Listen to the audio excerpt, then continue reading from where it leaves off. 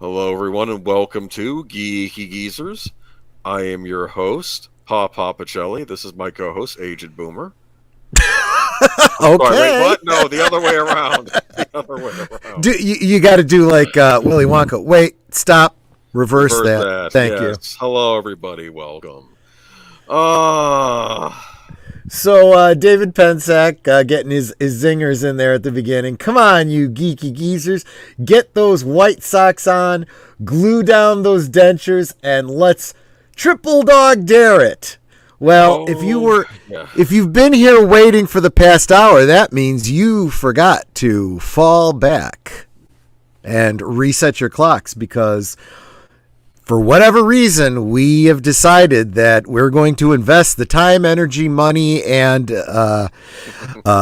stress on the emotions to change our clocks every 6 months for no apparent reason. It was, decades ago, 100 years ago, who knows when they decided they were going to set the clocks back, and it may not make any reason once, but someone in the government did it, so it has to stay forever, even though it makes no sense. Dumbest. Sense. I mean, insurance actuarials and so many other statistics bureaus point out how bad it is for people. There's more accidents, there's less productivity, there's, higher incidence of heart disease. Because I don't know if you guys realize this or not, but sleep is an important thing. And if you don't get enough of it, it affects you physically. That's why, people are saying, CPAPs and sleep apnea is really, really bad. And we're going to contribute to your sleep problems by taking away an hour and adding an hour and doing all this other stupidity just to F with your circadian rhythms. It can mess you up. There's a myth, and it is a myth, that this has something somehow to do with the farmers. The farmers want it this way. The farmers don't want it this way. The farmers will be the first ones to tell you they got to milk the cows, they got to collect the eggs and so forth, and cows and chickens can't tell time. Now. Seriously, that's what they'll tell you. They're like, it's the stupidest thing. I have to do things the same way, regardless of what the clock says, because, the animals on the farm don't know the difference. I'm going to go over to that rooster, and I'm going to say, you better cock-a-doodle-doo an hour later. Yeah, exactly. Just made what was the? I think it was a Family Guy thing, and he's going down the line until it gets to the last one. Hey, good morning, everybody. Oh, that's funny. Oh, okay. That could have been a subject of a Chicken Run sequel, Daylight Savings Time. Right. No, I should say. Let's get back to. So if David Pensack is picking on us, then Auditor Dread is the one encouraging us. He's saying the dynamic duo of our current times. Well, thank you very much, Auditor Dread. Matanui, hi. See ya. Encouraging us just by being here. Hey, geezers, have a great stream. Looking forward to a Christmas story Christmas. Okay, we'll talk about that later. Me too. Yeah, we're going to get into a lot of Christmas story stuff today. All right. And, of course, my favorite cheerleader, Netter of Netter's Network. I love you too, sweetie. We got a lot of hi sweeties here. Thank you, Nanette. You're always welcome here. Absolutely. Can't say the same for Troy. I'm kidding. Right? Exactly. There's a lot of people saying hi to each other. I love seeing that. Okay. If I want an E11 Stormtrooper blaster for Christmas, can I get one with the compass in the stock like the Red Ryder BB gun? Yes, but it'll be on the wrong side and it still won't fire straight. Oh. Let's see what else we got here. Joshua V and Zootopia. Hello, my friends. Good to see you as well. Are you for real? I think the heartaches news sounds for to me. Did I misread that? Wait. Are you for real? I think the heartaches news sounds for to me. Joshua, you might have to give us that comment again. Either that or I'm having a stroke. I'm not sure which it is. Homer Simpson, I hate daylight savings time, Stupid farmers. And of Yeah, course, that's it's what I not the mean. farmers. No farmer ever Exactly. asked for this. Yes. Sometimes someone told me that people had heartaches and have car accidents yesterday, and I didn't believe them. Well, that's funny. No, yeah, that's actually because you know what? When it comes to big dollars, insurance companies keep track of this stuff. They follow the statistics, and we're not talking the fact checker statistics. We're talking real world statistics that impact the real bottom line. Hope Christmas Story sequel is okay. I heard things about the first sequel. Oh my goodness, there was a second Christmas Story, wasn't there? Another one. Yeah, I'll get into that when Okay, we'll when we get start into that in talking a about little it. Yeah. bit. I have to tell you though, I had an interesting evening. Oh yeah, yeah. You want to hear how my evening went? I decided to go to Popeyes. So I decided to go to the one. You went down to that sailor with the big beefy arms who eats spinach all the time. No, that might have been better. Anyway, so I pull into this Popeyes because we have one in the town I work in, but I'm in a different town. I figure, well, this has to be better than that one. It's actually worse. So I pull into the drive-through, and it was one of these drive-throughs that you couldn't get out of once you were in it. And Oh it is yeah, super slow. I hate that. Yeah. And it is going nowhere. I'm like, you're just gonna have to grin and bear it and wait. Mm-hmm. So I was gonna get a chicken sandwich, but then I saw the great big box meal, and I'm like, well, what is that? I'm waiting so long. I might as well get a little bit more, get a little bit more bang for my buck since I've been waiting so long. Sure. And it came with And now you're really hungry, right? oh please, you're gonna get this. Came with two sides. Okay. Okay, two pieces of original Popeyes chicken, a Mm-hmm. biscuit, and a drink, and a dessert in the form of a banana cream cake. Okay, Oh, that sounds good. me, I like banana cream cake. So it took forever. I get my meal. I pull out. Okay, well, not of the driveway. Anyway, and I get home, and of course I didn't get the banana cream cake. I got an apple pie because they must have ran out of the they must have ran out of the banana cream cake. And of course I get a leg and a thigh. Those are my two pieces of chicken. Okay. I should have went for the spicy and not the mild because I might have gotten a breast or a wing or something. Instead, I don't mind drumsticks; they're fine. Thighs can go where. I'm not a fan of thighs. But do you like chicken thighs? I kind of like it all. I mean, I got to be honest with you. I always used to like only the dark meat, and that worked out good because Netter, like the white meat. But I've kind of gotten to the point where I just eat it all. Or sometimes I'll just eat the skin and give the meat to Netter. I like wings and drumsticks. They're my favorite part of the chicken. Okay. I do like those. But anyway, and just it was just kind of meh. And I waited forever, and I'm like, yeah, that was that was the greatest story ever told. We've lost half the chat now. Okay, anyway, but you know what the funny thing? Yeah, well, they're all going to the refrigerator now. They're hungry. Even though I didn't get the banana cream cake as I wanted, the apple pie wasn't bad. It was the best part of the meal. So there you go. Okay. Nice. Sorry it took so long to respond last night. Oh yeah, we had an offline conversation. That was just him responding to me. Okay. Why is there no Auditor Dread, are we still talking about chicken? We're going to talk about it all night. Love thighs. Good for you, Al. I would have given you mine, okay? Anyway. No, he doesn't he doesn't want your thighs. He's saying he likes thighs. Chicken thighs. Oh, you know what? Let's move on. Let's talk about the good old days, shall we? Let's talk about the good old days. Absolutely. What good old days do we want to talk about? Christmases long ago? Yeah, well, it's funny. It's a little early to be talking about Christmas, but since it's topical, I figured we could talk about A Christmas Story. Absolutely, one of my favorite Great Christmas classic stories. Movie by Bob Clark, which I grew up watching. This was a Showtime staple, and of course, it became, I think, a TNT staple later on because they showed it for 24 hours, which little excessive, but still a great movie. And then TNT and TBS were both playing it, so you could switch between the two channels and watch it. How did you watch this, or did you remember how you first watched this? Or it was because I don't. I just remember it was on TV and I never stopped watching it.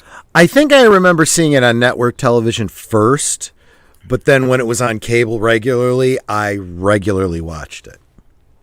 Yeah. This was a screenplay was written by Gene Shepard. Yep. who wrote a lot of books. Even though they were fictional, you could tell they were based on his real experiences. Right? Absolutely. They're very Absolutely. memoirish, very funny man. Talked Uh, about growing up in the 50s. Like a lot of his right. stories actually took place in the 50s. Ralphie, the character Ralphie, as you know, as a teenager, because they did other Gene Shepard specials besides just this movie. There were other ones like Ali Hopniggle's Haven of Bliss when Ralphie gets his first job.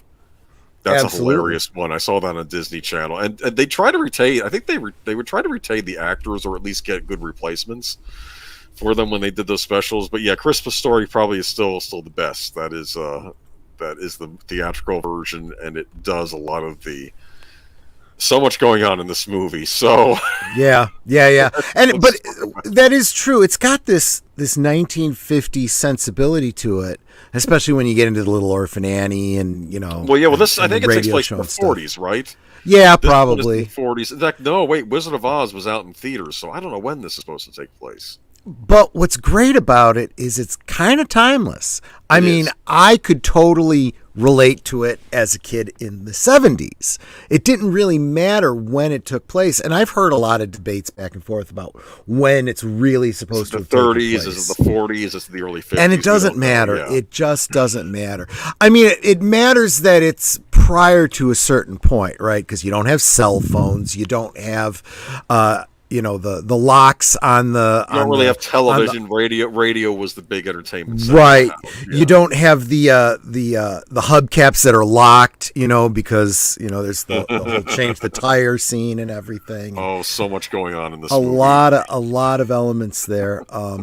But yeah, this was a based.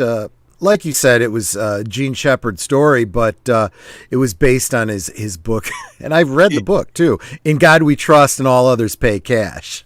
Oh, that's funny. Yeah, Yeah, he was a true national treasure. He wrote a lot of newspaper columns as well, and I'm glad that this movie will always exist as a testament to his genius. And let's yeah, not actually, we have to also give credit to the director in this, Bob Clark, who he's a yep, fascinating guy. He directed Porky's. If you remember Porky's, he also did horror movies. So it's weird. He's done yeah. horror movies and comedies. He did Black Christmas, so he's done two Christmas movies. One was a horrifying slasher movie, and the other is this, kind of heartfelt,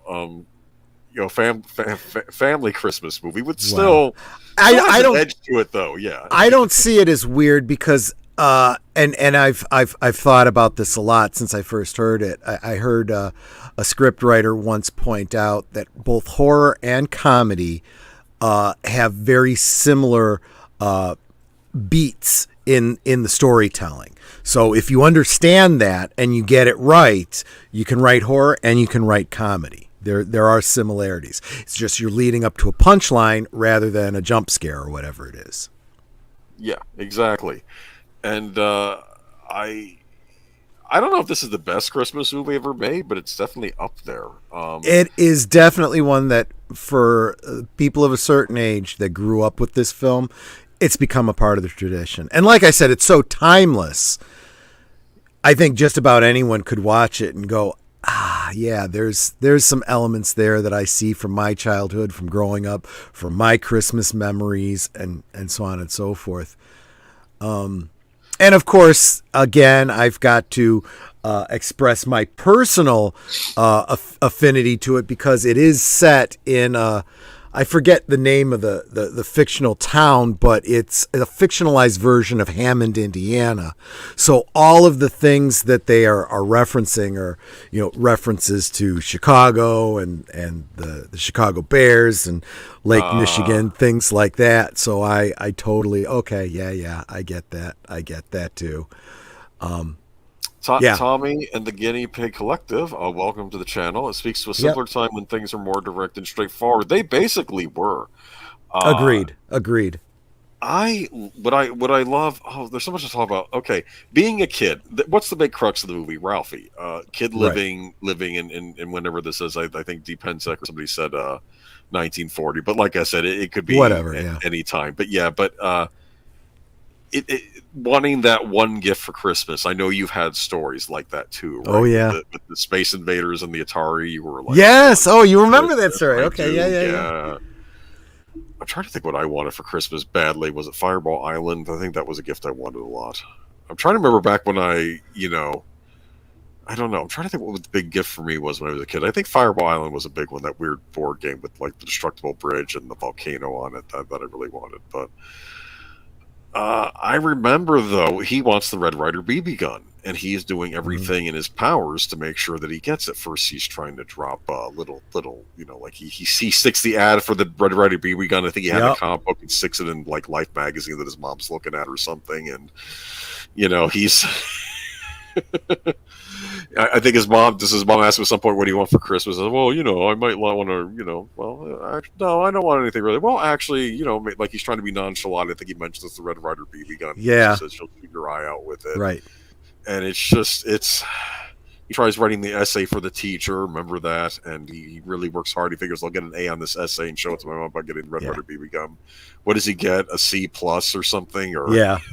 And you'll shoot your eye out. You'll shoot your eye out. Everyone keeps saying you'll shoot your eye out because that's what it is when you're a kid. The thing that you're interested in, the older people always hate. Can I just say in defense here, okay?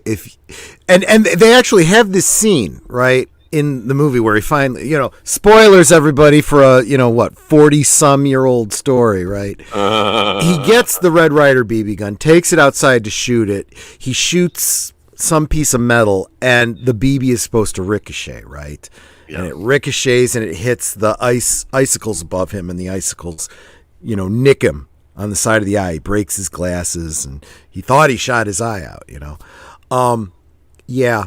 Anyone who's ever fired a BB gun will tell you there is not enough juice in the BB gun and not enough mass in the BB for it to ricochet if you hit a piece of metal that's like more than a foot in front of the barrel. Honestly, there's not enough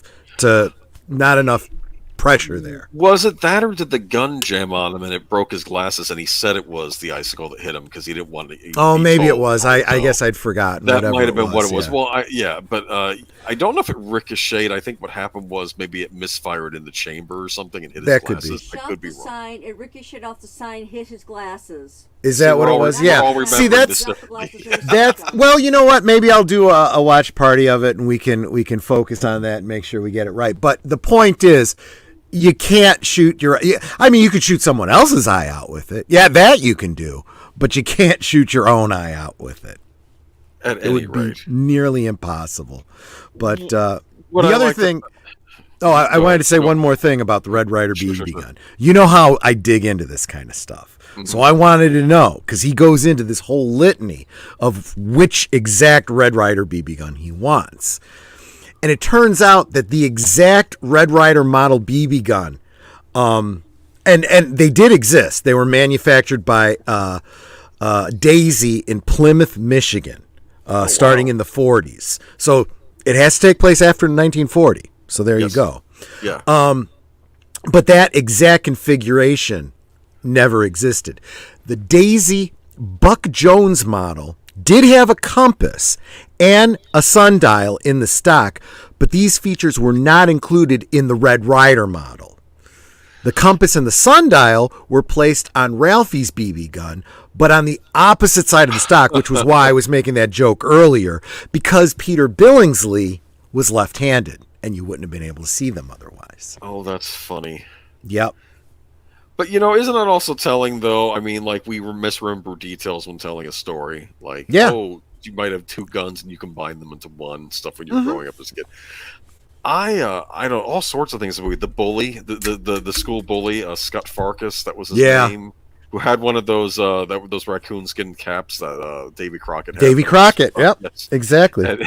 And he and the toady, he said every bully had a toady with him, right? That was always a thing. And he basically keeps picking on Ralphie and keeps pushing the kids, and like they keep running away. And I think Ralphie loses it one day, right, and starts wailing on the guy. Yeah, just start wailing on him, and that happens. You eventually get to a point where you just get into fights. Yeah. But the guy that played the kid that played Scott, he's a guy now. He actually sued over the marketing rights. Apparently, when they started putting out action figures, they put out a Scott Farkas figure, and he didn't get any royalties from it. Oh. went to court on it, but it turns out technicality in his contract, he didn't have merchandising rights. And they made the argument that they used a generic face. They didn't use his face on the figure, so they were selling a figure of the character, not of him personally. But then some years later, he was at a convention and someone brought him. They had a board game that was put out for Christmas Story, and the card that had his character on it was an actual photograph from the movie, and he signed it, and then he went and sued again, and the case was settled 3 days later. Funny. Oh, that's an interesting story. Yep. Pay the guy. Come on. I mean, these companies. I tell you, that's just kind of the way it is. But and you could visit the house. From that film, the Christmas Story house. It's a real place in Cleveland, Ohio. It's like a classic American house, like with the basement and the boiler doesn't work right. You hear the dad cussing in the basement, saying all sorts of horrible things. And the funny thing in the movie is, you don't hear the actual curse words. They're like amalgamations of what. You don't know what he's actually saying, and right? you know it's horrible stuff. Because even when at one point Ralphie goes, "Oh, fudge," he says fudge. And he says, "But I didn't say fudge. I said the granddad king of swear words." And then what does he do? Does he has to get his mouth washed out with soap, and his mom say, "You're not taking this soap out of your mouth until you tell me where you heard that word from." And of course, he was going to originally, he said, of course, he heard it from his dad, but I don't know what happened. Was it Flicker Schwartz is the name that popped out of his mouth? Yeah, and the chances are most of the kids in his class probably had said that word before. So I mean, it's not that. And then of course, then he hears on the phone his mom talks to the other kid's mom, and then he hears the other kid getting wailed on. And what's funny is you hear the same kind of gibberish coming from the other side as when the father is swearing. So you know that the mother on the other side is probably swearing. It's like. Wow. And of course every kid laughs because they've had some sort of a weird cognitive dissonance with their parents over something in their past. Of course. But then there's the Chinese restaurant bit, right? Where, oh my gosh, you couldn't do anything like that today, but boy, it tells you something about our culture, right? Because it was a genuine scene. You have the owner of the restaurant. It was a great scene. Teach the new Chinese how to sing everybody that I knew properly. Yeah. Oh yeah, it's fa ra ra ra ra, not fa ra ra ra ra. It's la la la la. And of course the family's cracking up, but everybody growing up at my age, right, knew at Christmas time not everyone celebrates. It's smiling. The bird, it's smiling at me. So he chops off the head. It's hysterical. It's duck, right? This is Chinese turkey. It's duck. But but it was beautiful because it's like they got a Christmas dinner. It wasn't their traditional Christmas dinner. Yeah. But they were enjoying themselves as a family. And the people at the Chinese restaurant helped make that happen. And I remember growing up, sometimes around the holidays, I'd go to a Jewish restaurant that was by us, Chinese restaurants and stuff. You got to be thankful when you have an emergency on a holiday that a Chinese restaurant or a Jewish restaurant. Exactly. And I always, and maybe it was because of this movie, but I'd always say, I super appreciate you being here for me today. Exactly. And they're like, well, it's, we don't celebrate Christmas. That's why I appreciate it. Thank you. Yes. You helped make my holiday. You helped make my Christmas better. As a result. I appreciate it. And it's like, and they were like, so those people that I would see throughout the year when Christmas was coming up, hey, Merry Christmas, and they'd remember, and we actually had a tradition of getting Chinese like a day or two before Christmas, just cause, and I'd associate. I literally got to associate the sweet and sour pork with the Christmas season because of that. Oh, that sounds much better than what I had earlier. Sweet and sour pork. Oh. But Yeah, what else do they that's have good there though? stuff. They had I love the scene with the turkey getting destroyed by the neighbor's dogs because of course I'm thinking too, especially when this was made, you have a roast turkey. I mean, let's even nowadays, I don't get a roast turkey all the time. We don't get roast turkeys all the time in the house. Like if you're lucky, maybe once a season, if you're lucky. Well, it's and usually Nanette and I Thanksgiving have and maybe talked about Christmas. that. Yeah, She loves turkey, turkey's and like great. Yeah, if she had her way, we'd have a turkey every month. And I'm willing to do it for her. It is a lot of work, let's face it. But you could for two people, you could cook up one of those birds and have meat for weeks, you know? oh yeah. Well, that was But he made a point in the movie. It's like, oh, turkey hash, turkey sandwiches, and gallons of turkey soup all gone. Like you yeah, yeah, say. yeah. And unfortunately, we don't. And I don't know why. I do know why. It's a lot of work for one Turkeys day. are work. It's a work. It's a lot It of is. work. And actually, most of the work is cutting it up and, separating the meat and stuff and packaging it for. You know what? A turkey breast isn't as much work though, so that could be something you could think about sometime. Just doing I'll tell a you turkey what, breast. I've gotten good at it. Well, the way I cook it, it comes off the bone very easily. So Oh, yeah, I can right. pull like that whole half the breast away and have this humongous hunk of meat that's got to be cut if you're going to use it for sandwiches or anything else. But I put a lot of the smaller. Oh gosh, I have this great recipe for a turkey soup that it's basically a derivative of my mom's chicken soup when I was growing up. I love it. I make it every year. Sweet and sour pork. Just had some the other day. So hard to find a place in our area of Florida that has good Chinese food. Yeah, I'm a Florida guy myself. We used to have a decent place in a neighboring town that we even went to them a couple of Christmas Eves to get Chinese food because we do that sometimes. We do Chinese food Christmas Eve, and they were a casualty of the pandemic. I think they got hit hard during I would the imagine pandemic. So I feel bad for a them. lot So of they're no longer businesses with us, around yeah. me are the same way too. Yeah. But Christmas story though, Simpler times. I do want to mention though my favorite part of the movie, which is Mm-hmm. the Santa Claus scene when he figures Ho ho ho! go to the big man himself, right? I mean, Yeah, if you want right, to our baby gun, Santa can pull it through, right? If your parents aren't going to listen to you, right? So he goes, Right. they go to I think a Sears. Is it a Sears or a Macy's or someplace like that? And there's Well, it was some just- fictional name in this film, but yeah, it was probably something like those old department stores that we've talked about in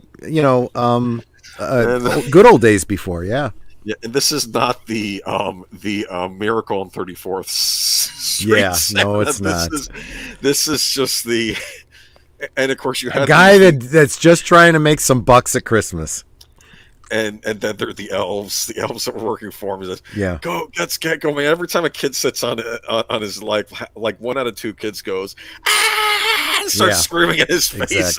Exactly. And so they have was Ralphie's younger brother. Oh man, Yeah. his younger brother. He screams. So then Ralphie gets up there and he goes blank and he doesn't know what Yeah. to say because it's like, what do I want? And of course that happens to all of us. Happens to be on the stream at least 3 times a night. Well, I hadn't Oh, thought my about God. it, but so many people get that way with like celebrities when you meet them in person, and you always imagine what you would say to some celebrity you Sure. really like. You never think about it, but from the point of view of a kid, Santa Claus is like that kind of celebrity, right? You know? So yeah, you might get a little tongue-tied. You might forget what you wanted to say, no matter how much you practiced and whatnot. There are celebrities I would get tongue tied around. I'm sure, Mm-hmm. like other YouTubers if I met them. But what I was don't know. I gonna- think I did pretty good with Michael French. If I could pull that off, I think I could talk to just about any of them. Oh man, you've been having some great. You've been having some great streams yourself lately too. This is just This is Yeah. Don't worry, Well- I won't forget about anybody when I become, when you big become YouTuber myself, yeah. big time, and it's Right, like right. yeah. Anyways, what was I going to say though? But yeah, no, it's just a great classic movie. If you haven't seen it, I don't know how you managed to escape Christmas Story. That's like saying you haven't seen Star Wars, but if you haven't seen A Christmas Story, be sure to check it out this holiday season. And apparently, this brings us to the first story of the night. Yeah. There's been some news regarding A Christmas Story, and Well, it's before we do get to that, we Sure. should mention kind of an in-between thing, that there have actually been Tons sequels. theme, Okay, There well, have go been ahead. sequels to Christmas Story since then. And interestingly enough, they kind of don't have anything to do with each other and kind of ignore each other. For example, I think the first one that they put out was instead of A Christmas Story, it was My Summer Story, I think it was, or something like that. Interesting. Which obviously same family, just different time of year, based on the same, vignette of stories, the same collection of stories and whatnot. Just, I guess it didn't really do all that well. But let's Well, see, what was? like I've said, I've seen other specials over the years. With it's kind of funny because I know in the original Christmas Story who played the dad, the actor. Oh, Kojak Gavin. Gavin, what was his name? Oh shoot, he was the Night Stalker. What's his name? I'll get his name. Hold on. Peter Bingsley is Ralphie. Darren McGavin. That's what it Darren was. McGavin. You know what's interesting? He didn't play him in Ollie Hoff whatever the guy Noodles Haven of Bliss, which was the one about Ralphie getting a summer job as a teenager. That had Jerry O'Connell as a teenage Ralphie.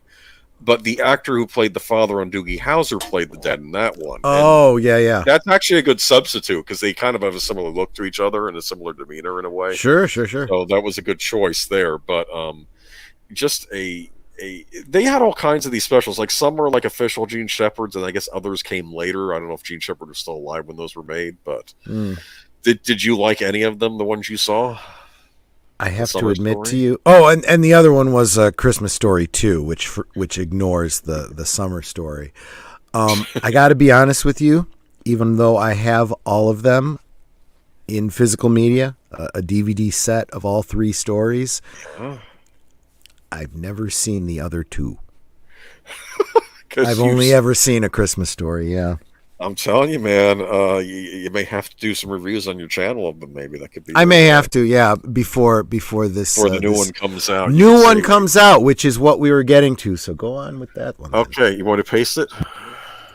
Yeah, I'll take care of it. You go ahead and start talking. Sad Tidings, A Christmas Story, Christmas. Peter Billingsley previews Ralphie's next chapter. Sad Tidings begin A Christmas Story, Christmas, a follow-up film to the 1983 holiday classic. Ralphie Parker, a returning Peter Billingsley, this the child actor, and he also narrates this one. Now grown and an aspiring novelist, gets a dreaded phone call from his loving mother, Julie Haggerty, during Christmas 1973. It's the passing of Ralphie's father, Darren McGavin, who died in 2006, that calls him home, says Billingsley, now 51. To honor his old man, Ralphie brings his own wife, Erin Hayes, and their 2 kids to Holman, Indiana, to have a magical holiday just like the ones he recalls.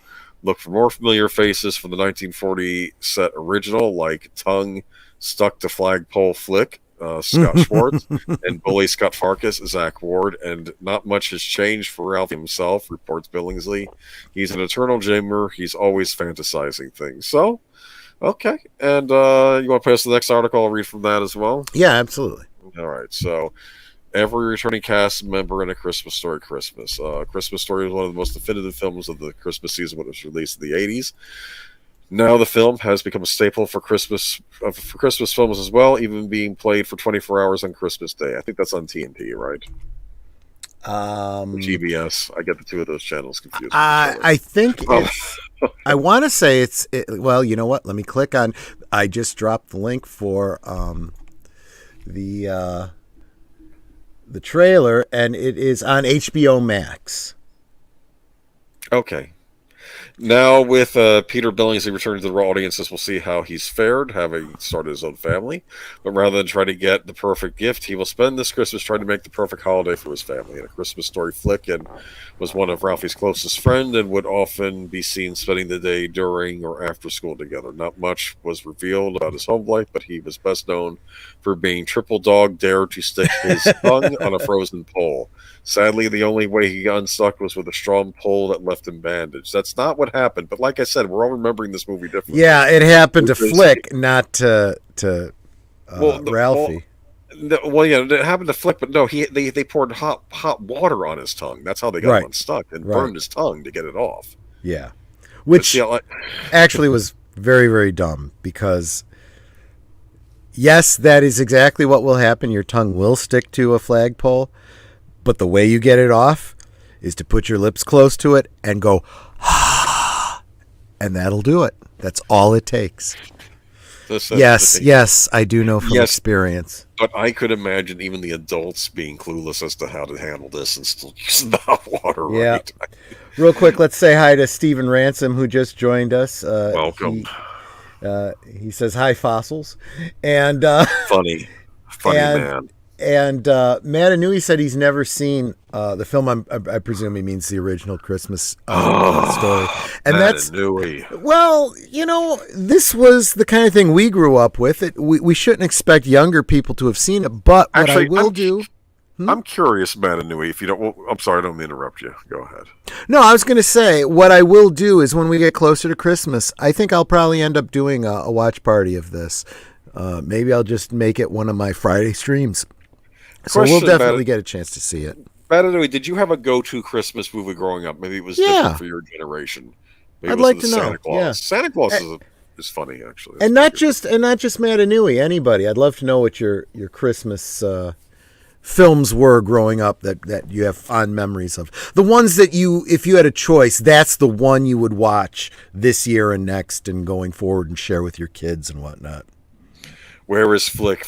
Oh, what I love about the movie is the teacher says, no one's going to fess up to who. Now, Flick's not telling who dared him to do that or told him to do that. And, of course, it's the law of the schoolyard. You don't rat on your friends. Right. So it says, but I'm sure the guilt that you're feeling is punishment enough, the teacher says. And of course, Ralphie thinks, oh, please, every kid knows anything's better than getting caught. It's Oh, absolutely. And at the same time, if I was like one of the parents, I'd be, even if it was my own kid, I'd be like, if he was dumb enough to do it, I don't care who dared him to do it. It's his own fault, But Netter says Netter said her favorite film is It's a Wonderful Life. And gosh, I love her for that because that's one of my favorites too. It's a good movie. It really, really is. It has a great villain in it too, actually. It's almost a Christmas story in reverse in some ways, right? In some ways, not a Christmas story reverse, Christmas Carol in reverse. That's what I'm thinking of. Tommy in the Guinea Pig Collective says my wife has the tin box set of Christmas Story with the cookbook. Interesting. That's really interesting. I hope it doesn't have some of that food the mom was making because it was like mashed potatoes and boiled meat and stuff like that. It's like, Yep. All right. I mean, let's get back to the article. Absolutely. Anyway, okay. Sadly, the only way to get... Okay, I know that. Okay, now as an adult, Scott Schwartz has returned to the role with Flick as the owner of a local bar and is seen still spending time with Ralphie. In fact, they seem to have gotten even closer with friends and enjoy their time together as adults as well.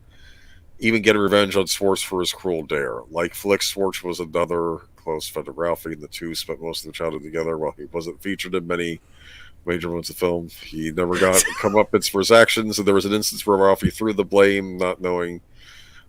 Dude, we don't have to know the entire... Honestly, though, it is starting to sound a little bit like A Christmas Story meets Cobra Kai. Yeah, because I think now they're going to do the reversal in the trailer. Did you watch the trailer? I'm curious. I did, yeah. Mm-hmm. What do you think? It looked pretty good to me. So we'll see.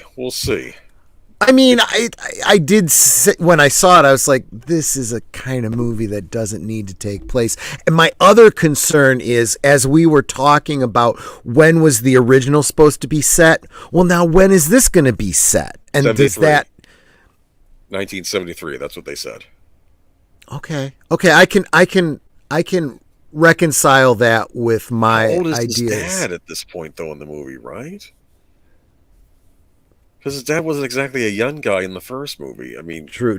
But then again, that's probably why he had died. Who seemed knows? like he was in his 40s in the original movie. But I guess this is 30 years. I guess he'd be in the 70s. Well, keep in mind too, when we first saw it, everybody looked older to us because we were so young. Looking back, it's like, yeah, no. You know what it was, though, if you think about it, though, even actors that were in their 20s back in older movies seemed to be more mature. Listen, the way they carry themselves, I noticed that too. Yeah. You've got an excellent point there. I mean, I didn't think about that. Like a lot of the actresses, the way they talked and everything. There was always an air of I don't know, they've been rough and like they had to grow up fast, that sort of thing, But But Randy, yeah, I mean, I think about like Melinda Dillon, and it's like, when I was a kid, I'm like, oh, okay, yeah, she's like totally a mom, totally old, and then you look back and like, hey, she's kind of cute. yeah, well, there you go. Zach Ward has been confirmed to return as the bully. Now much older, but perhaps reformed, as he's credited as Officer Scott Fargus. Of course, he'd become the cop, right? Right. Or the school principal. I could see either thing. That would have been the other thing he could have been as. I don't know. We'll see. I can't tell much from the trailer. It is interesting they reunited the original cast. Yeah.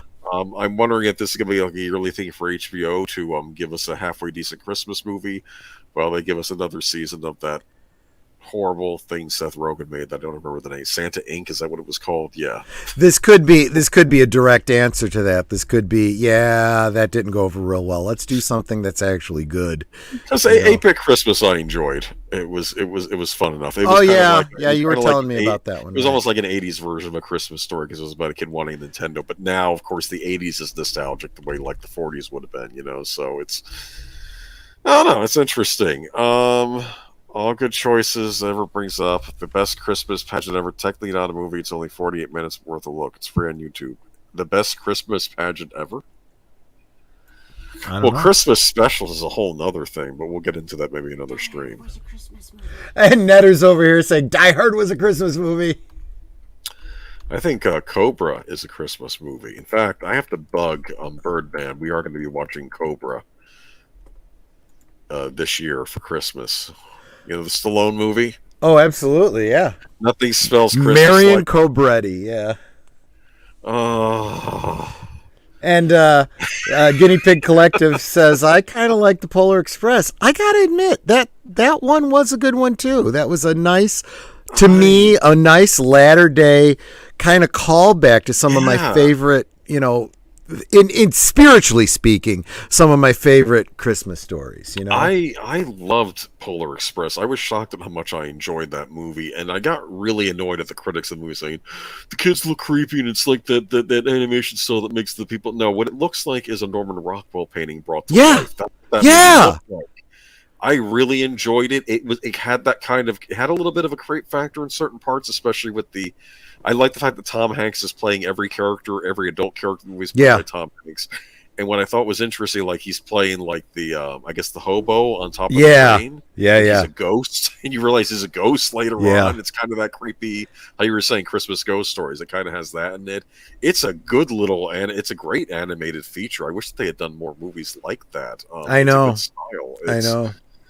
And I kind of, in fact, before they did the latest Ghostbusters, I thought they could have done a Ghostbusters movie with that animation style. Oh, yeah, right? And set it in the 80s with the original cast, like they do it in Polar Express style, so they can make them younger, but still.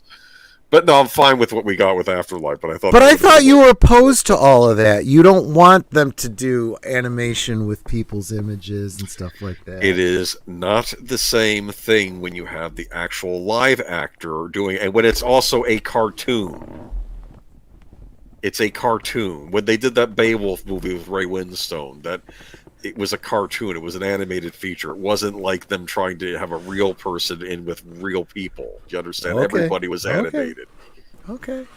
Plus, you got to see Angelina Jolie basically naked in that movie. But it was animated, so you didn't. So it was just a cartoon. You know something? Let's move on. Christmas Story. Besides, there's plenty of other movies you can see or bits in if you want. Oh, yes, this is true. But I think there's a good way to do a sequel. I think we've seen some of them recently. There's also some questionable decisions when you're doing reboots and sequels and blah blah blah and this and that. And maybe we should get into some of that. Yeah, Jim Carrey's Christmas Carol. Yeah, that was the last one done in that style. Yeah, Robert Zemeckis did that, but that's okay because Robert Zemeckis made Pinocchio this year, so that was fine. I'm kidding, of course. But what evil have wrought? Right. Okay. Speaking of evil, yeah, bring up that. I gotta say, Chris Gore has a great video on those live action Disney remakes, and he says that there's a scene in the new Pinocchio where Pinocchio almost skips over a pile of crap with with bugs buzzing by, and he thinks the animators inserted it into there on purpose to signal the audience that what you are watching is crap. Is crap, yeah. Oh, and I wonder if that's true. Probably. And they know it, yeah. You gonna do the cut and paste? Absolutely. I could do it if you want. I mean, I don't want to put you No, out. I'm all ready to do it. I'm just waiting for you to make the pivot. I'm ready. We're making the transition. So we're going from this to a slasher. But Bob Clark made horror movies too, so it's not that big of a transition. Yeah, so now we're going to get, so from a sequel to a prequel. We're going to do a prequel that we never needed. How do you do a prequel? Well, I mean, if you think about it, you know, Camp Crystal Lake, we basically know from the first Friday the 13th movie the origin story for Jason, right? We hear it from the perspective of his mother, right? Who's the actual killer in that first movie. It'd be funny if she was the killer for like the first season or first few seasons or something. That'd be funny. Well, that's just it. I don't know how you make a whole series about it, but you could definitely tell the origin story of, you know, how this kid gets killed. Mrs. Voorhees, the PTA mom from hell, basically, right? Yeah. That's how I saw. Okay, now it's been a full 13 years since the release of the last Friday the 13th movie, with the franchise trapped in a messy legal battle. Ever since finally the wait is almost over, Variety has made a surprising announcement today that Peacock has ordered up Crystal Lake, a Friday the 13th prequel series from Brian Fuller, Hannibal. It might be interesting. The Hannibal series they made was interesting. Okay. Craziest part of this huge news, A24 will serve as the studio behind the series. Peacock has given the project the straight-to-series order, with Crystal Lake being described as an expanded prequel to the original Friday the 13th franchise. Variety details the show will be written by Brian Fuller, who is also the showrunner and an executive producer. Victor Miller, who penned the original film in the franchise, will also executive produce, along with Mark Toberoff, Rob Barsamian.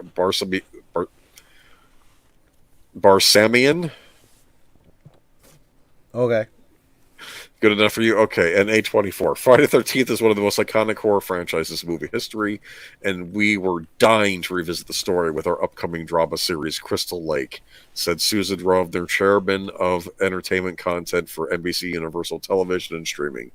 We can't wait to get to work with Brian Fuller, a gifted visionary creator who I've had the pleasure of being a longtime friend and collaborator, along with our incredible partners at A24, in this updated version of Peacock that will thrill long-standing fans of the franchise. I discovered Friday the 13th in the pages of Famous Monsters magazine when I was 10 years old, and I have been thinking about this story ever since. Fuller said, when it comes to horror, A24 raises the bar and pushes the envelope, and I'm thrilled to be exploring the campgrounds of Crystal Lake under their banner. And Susan Rovner is simply the best at what she does. It's a pleasure and an honor to be working with her again. To recap the franchise's legal issues, Sean Cunningham, the original movie's director, and Victor Miller, the original movie's writer, have been fighting over who gets control of what. It's back in 2018 that a judge ruled Victor Miller owned the rights to the original Friday the 13th screenplay in the United States. A decision Cunningham has failed to overturn in the years that have followed. Cunningham, however, owns the rights of owns the character of adult Jason Voorhees, introduced in later sequels, which is why the Peacock series is taking the prequel approach. In other words, Fuller and the team are able to use the events of the original Friday the 13th as a springboard, which includes the Crystal Lake location and the Mrs. Voorhees character. Update Variety has added to the report that Robert Barsamian Horrig is on board the Peacock series, means it has access to all the other elements of the films. Okay, so they can use everything else. So it's not this let's split the baby in two nonsense that we've been dealing with. Well, no, and that's exactly it. This is another one of those examples where the original creator is regaining certain rights, what they have intellectual property of, and that is not Jason with the hockey mask or Jason with the bag over his head being the immortal killer. It's the elements that were established in the first movie. And, you know, as someone had said in the chat, you know, this, I do see the similarity to this idea that they came up with in Bates Motel, where it's kind of a sequel that eventually catches up to the first film and then kind of overwrites it and then continues on from there in a completely different story fashion. I could see them doing exactly that with Crystal Lake, so that the original creator gets some sort of a, you know, franchise of his own, that he can continue to make money off of. But that's going to have nothing to do with the iconic Jason with the hockey mask that I guess somebody else is going to have and go forward. And while I agree with Stephen Ransom, how I'm getting sick and tired of these prequels, in this kind of a circumstance, given the rights the way they are with this whole series, you kind of understand from the creator's point of view why they would do that, right? No, it wasn't dumb, Matanui. I agree with you 100%. I see the analogy you were drawing there, and I think that's probably very prophetic. I think that's exactly, if this Crystal Lake series actually does well, if it's a good story and people like it, I think that's exactly what they're going to do. They're going to basically overwrite. This is going to be like, you got to take it as a choose your own adventure. This is the Crystal Lake story of Jason, right? Of a different version of Jason that they're probably setting up that has nothing to do with hockey masks or machetes. It might be something entirely different. I actually rather enjoyed Bates Motel up until the end. I thought the ending was kind of weak, but that's just my own opinion. That was which one? Bates Motel. Did you watch? Bates Motel? Yeah. Mm-hmm, mm-hmm. Only because I thought how they did the Mary Crane story was a little lacking. Because I kind of thought it was cool that they were leading up to that story. And yeah, and I just felt like they could have been, if they had been hyper, focused on the details in those last couple episodes, it could have been really, really good. Could have been brilliant, I thought. Yeah. But up until then, what I liked about the Bates Motel series is that the entire town was creepy. It wasn't just Norman Bates and his mom. There were other seedy elements in that town. It was basically a world that reminded me of the world of Alfred Hitchcock Presents, where you had all these other shady characters in town doing shady things. And it wasn't just the fact that there was a secret drug trade going on in the town. There was human trafficking. That was another thing going on. There was other stuff besides Norman Bates being a psychotic with a split personality. You know what I mean? It was other stuff besides him going on in that town. So it wasn't the best environment for him regardless. And the whole storyline with his first murder, which was, a teacher that he, that was, you kind of understand how a kid could get a little warped by that actress was gorgeous that played wasn't his teacher, she? Yeah. She I think every guy watching that was like, man, if I had a teacher like that, man. She played the Blue Fairy on Once Upon a Time. Did you know that? Oh, okay. Blue Fairy. I thought that was interesting, but I'm just I just don't know. We'll see. I did kind of like the Hannibal series. Again, it's another one of these series where it starts out well and then it ends with the Red Dragon storyline, and I'm like, I didn't necessarily need to see Red Dragon again.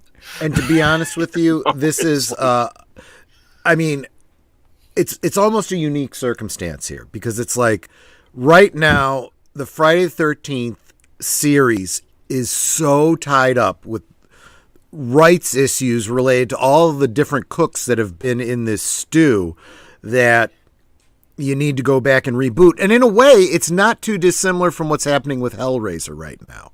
The original creators going, look, I need to profit from the thing I created, and I'm going to go back and kind of start over again. If you want to follow me for that ride, let's go.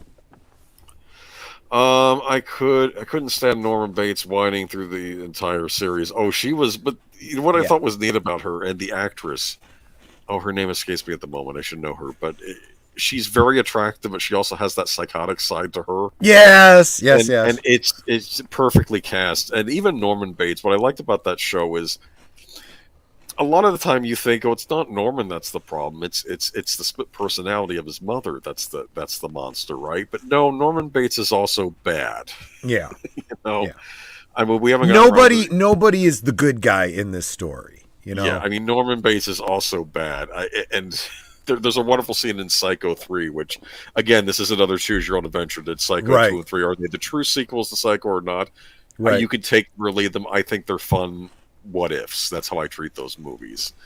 And there's one scene where, one guy, some drifter is trying to blackmail Norman Bates, says, if you don't tell me, everyone's going to find out about Mother. And he has like the mummified corpse of his mom, right? And then Norman Yeah. Bates goes, and he starts attacking him, and he goes, no one must know about her, what she's done. So he's killing this drifter himself because the drifter was too stupid to realize that, yes, he has this split personality and it's mom or whatever, but Norman is also a psychotic that will murder you. Yeah, you know? it's like, duh.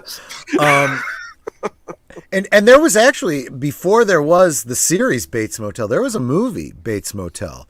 I remember that. That starred, with his origin story. Oh, what was the kid that played him? It was the same one that was in Harold and Maude and Children of the Corn. You know who I mean? Yeah, I know who you mean. Yeah. Bud something or other. Yeah. I remember that movie. I saw it. Yeah. Yeah. So, yeah, there's a lot of extraneous Bud Corbett or something like that. I think so. Yeah. Netter knows him, and it's driving her crazy now. So she's looking it up for us. So we'll see. Now, I like that movie. Yeah. Bud Court. Okay. That's what it was. Bud Court. So that's another possible origin for the character. Like I said, you have all these things. Maybe it is, maybe it isn't. So I'm not necessarily against the idea of a Friday the 13th treatment. I mean, I think there are a lot of horror movies that could be series that could be turned into decent television series. Like, I'd love for them to do a series based on Phantasm. If they could do it well, I would be right into that, because I think that could lend itself to a television series. But I like Guinea Pig Collective. I remember seeing Psycho 2 in a theater with my mother. Blood, mother. Blood. Oh, funny. All right, let's move on to the next story. Yeah, I got some things to say here, too. Oh, boy. What's next for David Gordon Green now that he's done with the Halloween franchise here? So, I still have yet to watch Halloween Ends, and I don't know that I want to. I was just going to say, I have no interest myself. Halloween Kills is one of the worst sequels I've ever seen. It was the worst movie I saw, I think, of 2019 when it came out. Was it 2019 when that came out? Or was it 2020? Something like that. I don't even remember. I think it was 2020. The worst movie. One of the worst sequels I'd ever seen. What's next for David Gordon Green now that he's done with the Halloween franchise? He's getting possessed by the Exorcist with a reboot legacy sequel trilogy in the works. What they call in the Scream in the Scream last Scream movie, they call that a requel. Yeah, and I've been using that term because it's a stupid term and it applies to this sort of thing. But anyway, let's move on. Gordon Green is directing a brand new sequel for the Universal, Blumhouse, and Morgan Creek that will pave the way for a planned trilogy. Of course, the first film in the trilogy will be released theatrically on October 13th, 2023, and filming is set to begin in the coming weeks. So this will replace the Halloween movies he's done. We start in a couple weeks, and we're ready to roll up our sleeves and dive into the next great franchise. Gordon Green told Variety just last week. We've got an amazing cast coming together, and scripts we're all excited about. He continues, I'm honored to step into something that's so valuable within cinema history, and knowing that there is a fan base that is curious, aware, and alert, potentially concerned to see what we're up to. What I like is people say, is it stressful? No, it's exciting, because I spent so much of my life making movies, and you're just begging an audience to tune in and see what's going on or buy tickets to the movie. With these, I've got stories to tell, I've got an imagination to express, and the way I can do that within these movies is an incredible opportunity. Leslie Odom Jr. of Hamilton and Knives Out 2 will star in the new Exorcist trilogy, the first of which is confirmed to be directed by Gordon Green, and Ellen Burstyn is back as Chris McNeil, and Dowd of Hereditary is also on board to star. The first plot details we were provided with last year tease Odom Jr. will play the father of a possessed child. Desperate for help, he tracks down Miss Burstyn's character. The Exorcist franchise hasn't been on the big screen since 2005 release of Dominion, prequel to The Exorcist, an alternate version of the previous year's Exorcist at the beginning. Those films came in the wake of 1977's The Exorcist II: The Heretic and 1990's The Exorcist III. More recently, The Exorcist became a short-lived television series at Fox, which was surprisingly excellent and cleverly took place in the same world as the original classic. I actually didn't watch that series. I had intended to. But I guess it was good. And okay. I was looking, each season it goes for about what you'd expect, $20 on DVD. That's, the average price for a series. I really am thinking about dropping the $40 on those, because I saw the entire series and I loved it. But the downside of series like that is they end up not getting renewed, and you never get any closure on them. Yeah, I mean there are worse things, but it's better for something to be good than to end badly. But at the same time, having closure is good. Like it's very rare for a series to get closure that you want. I think Fringe was pretty good with that. I think they had a pretty solid final season Yeah. for Fringe. But yeah, a lot of the time, like But one of my favorite series was Millennium, and that didn't necessarily get a proper ending. Yeah. I don't count This that X-Files episode. in this instance, the analogy that I would make is to like the Sarah Connor Chronicles for Terminator. You know, where you're going, oh yeah, this is good, and then it just cuts off, and you never get an ending to it. It's like, damn it!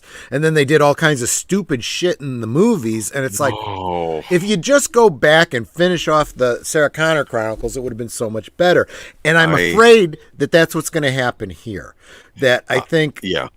The best thing they could do would be to go back to that, 2016, 2017 series, distill the story down, and make a movie or two out of it, because a lot of people didn't, like yourself, didn't see it. Retell that story in a movie format, and then go from there. But again, they're too stupid to do that. You got a bunch of people that are high on smelling their own farts, and they're going to make their own thing, and it's probably going to suck. That's a good idea. A Phantasm TV series. Yeah, I mean Don Coscarelli, I don't think is no longer with us. I think he passed on. I'm not sure, but I would. And they'd have to get an actor that could replace. I think it was Coleman, because he also is not with us. So you'd have to do it well and do proper casting. But I could see a Phantasm series, because that kind of introduced the idea of the quest into the horror movie. Because they're after the first movie, they're hunting down the tall man. They're trying to kill him. Yeah. Or die trying, they basically say, because they think we're probably not going to win, but we have to try. And there was a lot of great lore there with, this alternate dimension kind of thing and whatnot. It's like an evil version of the Stargate kind of thing. Basically, yeah. And you realize that he was, the tall man started out as a coroner in like the Civil War days, right? And he was doing experiments with sound and tuning forks, and that's how he opened up the portal, like in the 1800s. And he walked in, but he came as he was, but then he came out as something else that looked like him, but wasn't him anymore. Right? It was very creepy. They don't explain it. That's sort of his origin, and that's all you're going to get. Yeah, at least. And nowadays you could. But I got to be honest with you, the only way they could really do it would be to start over again and reboot. And I don't trust anyone to do reboots like that. Fringe rocked all the way through, the better cousin of the X-Files. Yeah, it's in the same type of series as the X-Files. It's different. Its lore is different, but it kind of. The only thing that I have against Fringe and the X-Files is that, unfortunately, that kind of stuff is why we now are stuck with frickin' J.J. Abrams. The mystery box stuff, you mean? Yeah. Oh God! And Fringe paid off its mystery boxes, though, for the most part. Like I think it had better writers in charge of that show than keep J.J. Abrams and Bad Robot away from anything he didn't create himself. Okay, if he wants to do something new, I'm all for that. I'll check it out. I'll enjoy it. Quit letting him take over already existing franchises that he has no business getting into.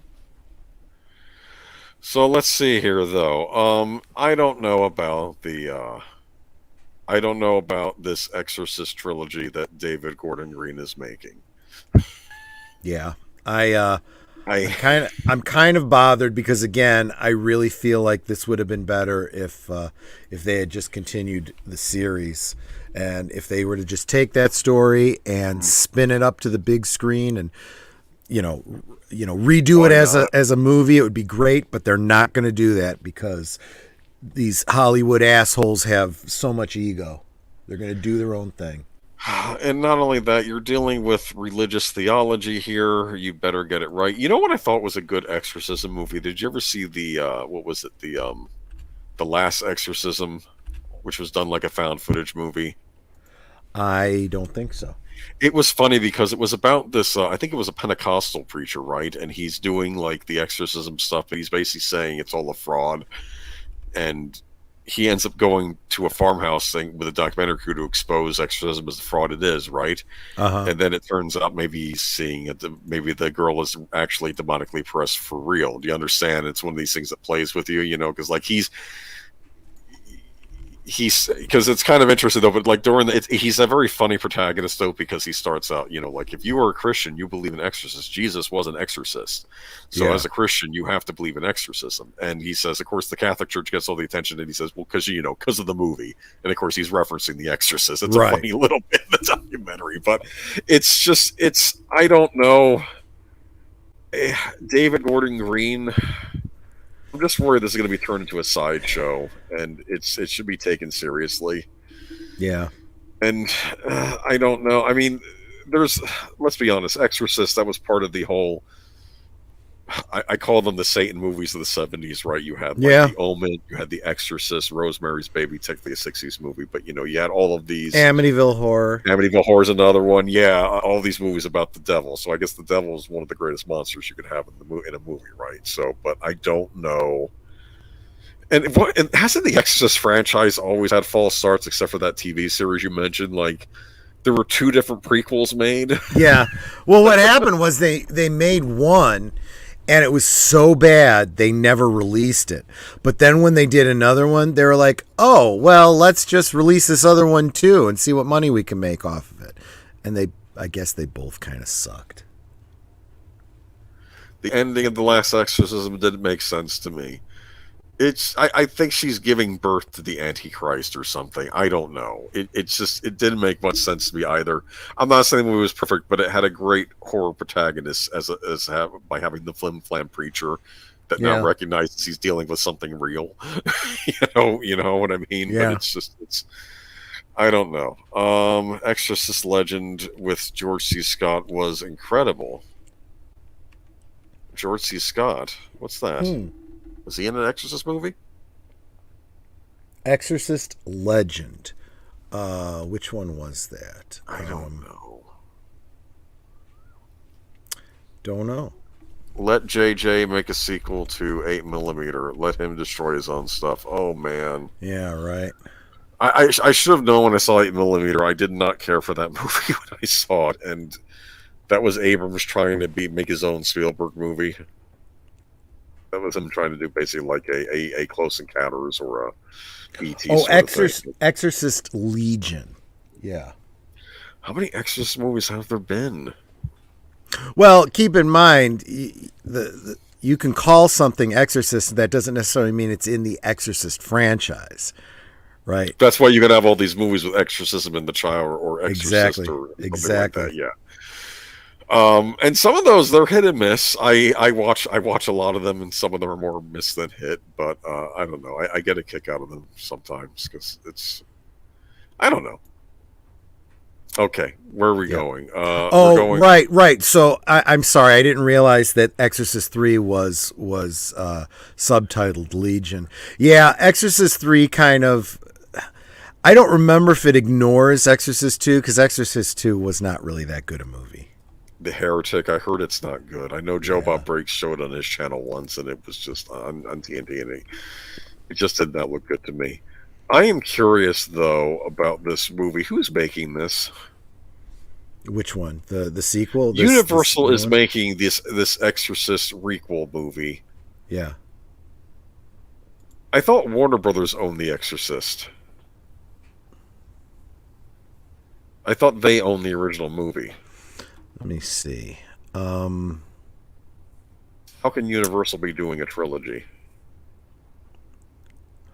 Warner Brothers owned it from 73 to 77, 2004 to 2005, 1990, 2017. Universal Pictures is doing it in 2023. They've picked up the rights. How on earth? Oh, that's so weird. So it looks like it's bounced around a bit. Ah, okay. Let's move on to Disney. Alrighty, let's do that. Enter. Exorcist 3 ignores 2. I've never seen Exorcist 3. Maybe that's a good one. I don't know.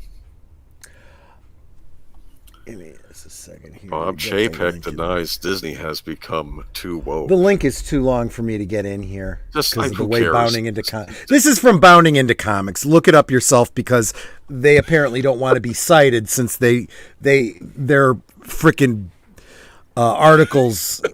The URL is more than 200 freaking characters. What the hell is wrong with you, Bounding into Comics? No, I'm kind of serious here. It pisses me off.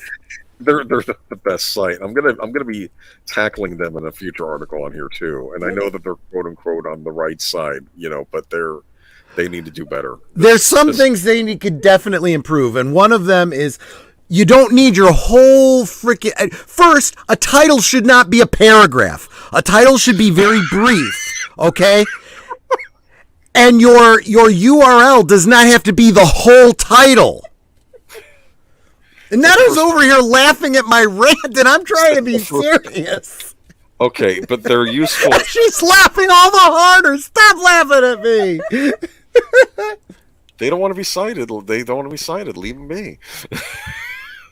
Okay. Gosh. Oh, I'm already getting tired. Anyway, this is from Bounding into those guys. That's who this is. Go ahead, take it away. Despite the numerous, various, and ever-growing and near unending examples to the contrary, Disney CEO Bob Chapek has rejected the notion that the House of Mouse has become too woke, instead arguing that the company's recent slate of political and creative decisions are simply a result of their following the same long-term key to success they always have: catering to our audience.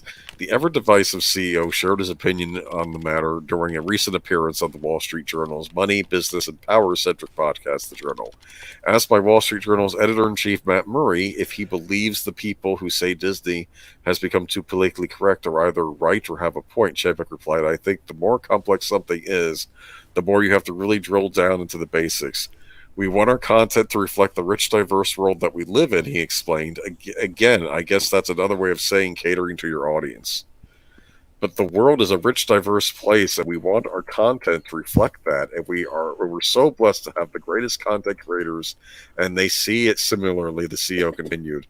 But I think that's good from a commercial standpoint as well, because then you appeal to the largest possible audience. And certainly we live in a world now where everything seems to be polarized. To this end, he asserted, "I think we want Disney to stand for bringing people together, and I think we'll do that by diverse stories and diverse characters." Is he answering the question?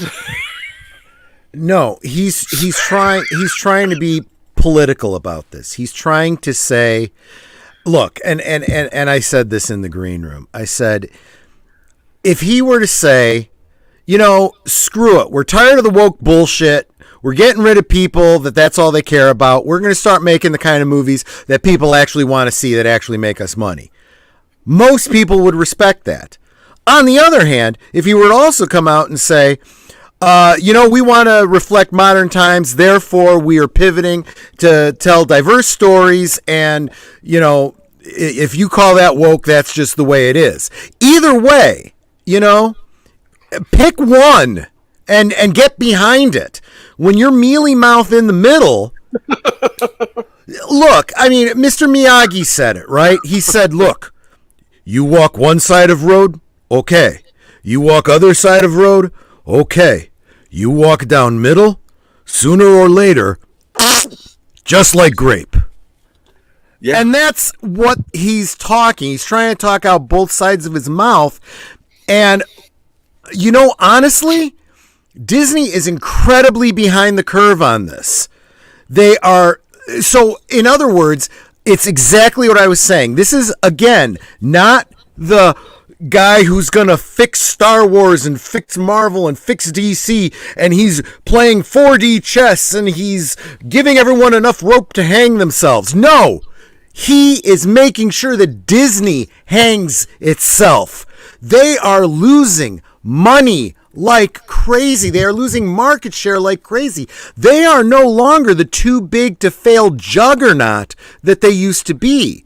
Universal Studios theme park is now taking the park share that Disney used to have. They are, And I see Warner Brothers now starting to say, you know what? We're going to take our DC property, which we've been mismanaging, start doing something intelligent with it, and maybe supplant Marvel. Marvel dies, and look, Star Wars is just dying on its fucking own. And I love you all if you are enjoying the stupid ass shows that they're putting out on Disney Plus, but that is not a way to keep a franchise alive. It doesn't make money. It's not selling toys. Still the toys that are selling are still the sequels, are still the original trilogy and the prequels, and to a lesser degree the Clone War stuff. This new stuff is not selling. Even Grogu is sitting on the bargain bin discount aisle. Well, that's because they destroyed that with what they did by hamstringing Favreau with that stuff. But anyway, that's a whole other. Well, there was a whole market. I mean, I could get into the marketing end of it, where because they were trying to keep it secret, there were no toys for over a year. And while we were waiting for Disney to start putting out Grogu toys, the fan community was putting out Etsy and action figure, from boutique stores and stuff like that. So by the time they finally got it out, they flooded the fucking market. People already had a bunch of Grogu stuff that they'd gotten from knockoffs. They bought a couple of these Grogu figures and plushes and stuff, and mostly those plushes were bought by the wine moms, who thought he was oh so cute, and now nobody wants it. They're done with that. The wine moms also bought the porgs though. Porgs. And then you could talk about what they did to Gina Carano and all that kind of stuff. There's a whole bunch of elements that go into this. What it comes down to is get woke, go broke. They won't admit it. They're continuing to double down. He's continuing to coast along on the shit that's not making them money, doing stupid by not taking a stand and letting these rogue elements in the company take over and make unofficial statements that become official statements for Disney. They lost their taxation rights, which was a multi-million-dollar blow for them. They lost so much in potential money going forward. They're never going to recover from this. Disney will never be what it is. And it happened under Bob Chapek. Yeah, the guy before him started them down this route, but he needed to stand up and put his big boy pants on a long time before now. But the Marvel moments brought us such classic moments like She-Hulk working. I think there was a picture in this article that had She-Hulk in a pink dress that looked awful. I'm like, tell me that isn't actually from the actual show. And I think it was. It looked ghastly. Anyway, so the reporter... I'm just waiting for the porn parody to come out. That's going to be better than the actual show. Yeah, right. And no, honestly, I'm seeing more and more of these porn parodies where they then do fan edits of them that are, basically PG-13. They take all the sex of it out, and the story is still really good, Yeah, well, because they don't have a bunch of producers, and they're telling them what needs to be stuck in the thing. Well, let's face it. If you're making a porn story, you're not trying to be politically correct. Murray then specifically inquired of Chapek what he thought. Your role as CEO of this gigantic company is very specifically on that storytelling front, particularly as it relates to his role in shaping the messaging of Disney's production. So to be clear, you don't think Disney is too woke? Murray then asked, seeking one last clarification of the topic. Yeah, can you say a yes or no? Why? You ever notice how yes or no is like a four-letter, is like a forbidden word whenever these conversations happen? Okay, I think Disney is a company that survived for 100 years by catering to its audience, and it's going to thrive the next 100 years by catering to its audience, affirmed Chapek in turn. Of course, with the topic broached, Murray... See, let me stop you right there. This is where the interviewer missed his opportunity. He asked the wrong question. What he should have said is, okay, and who is Disney's audience? Someone needs to clarify that in a later Someone needs to fucking answer that, because that's the problem that Disney has. They're catering to an audience that does not fucking exist. Certainly not people that are spending money on their products, going to their movies, paying month after month for Disney Plus. I ain't paying month after month for Disney Plus. I don't know, man. Of course, with the topics broached, Murray took the opportunity to then ask the CEO what lessons he has learned from involving the company in the now infamous legislative battle surrounding Florida's parental rights. He's fucking learned nothing. He's incapable of learning. I have to give him points for at least bringing these topics up. I think the interviewer. Yeah, I have to give him points for at least. Yeah. I mean, doing actual. I'm not ripping on the interviewer at all. They're just better questions, I think. But anyway, listen. Yeah, I understand that you miss an opportunity. It's easy for me to sit back after the fact. Monday morning quarterback. Yeah, exactly. I think the lesson is the lesson that we probably always knew, which is that Disney is all about the cast members, as we call them, Chapek opined. If you think about the nature of why people have great Disney memories, remember, the end benefit is magical memories that last a lifetime. The reason you have those, it's about the castle, and it's about the great attractions.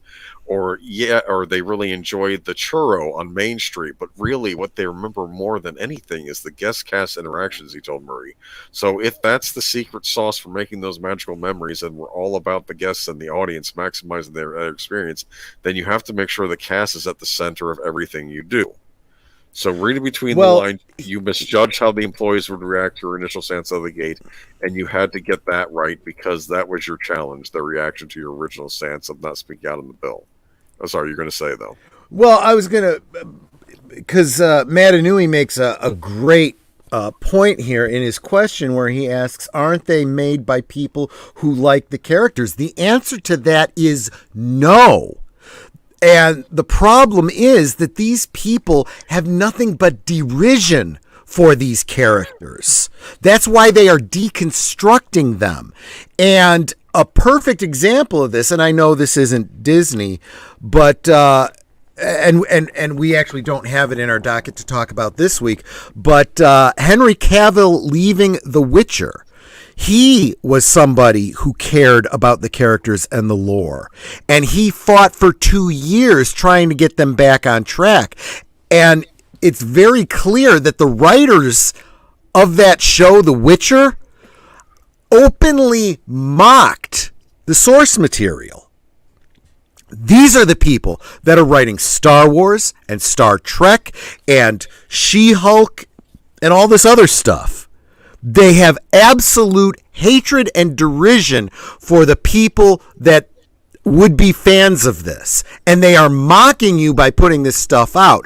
And if you just continue sitting there eating your popcorn, enjoying it, well, good on you. You're the goof that, like George McFly when he's getting thumped on that and he's going, trying to laugh along with the people that are picking on him.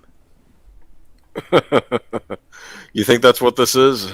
Absolutely. You just listen to what's her name, Cho or whatever, the showrunner for She-Hulk.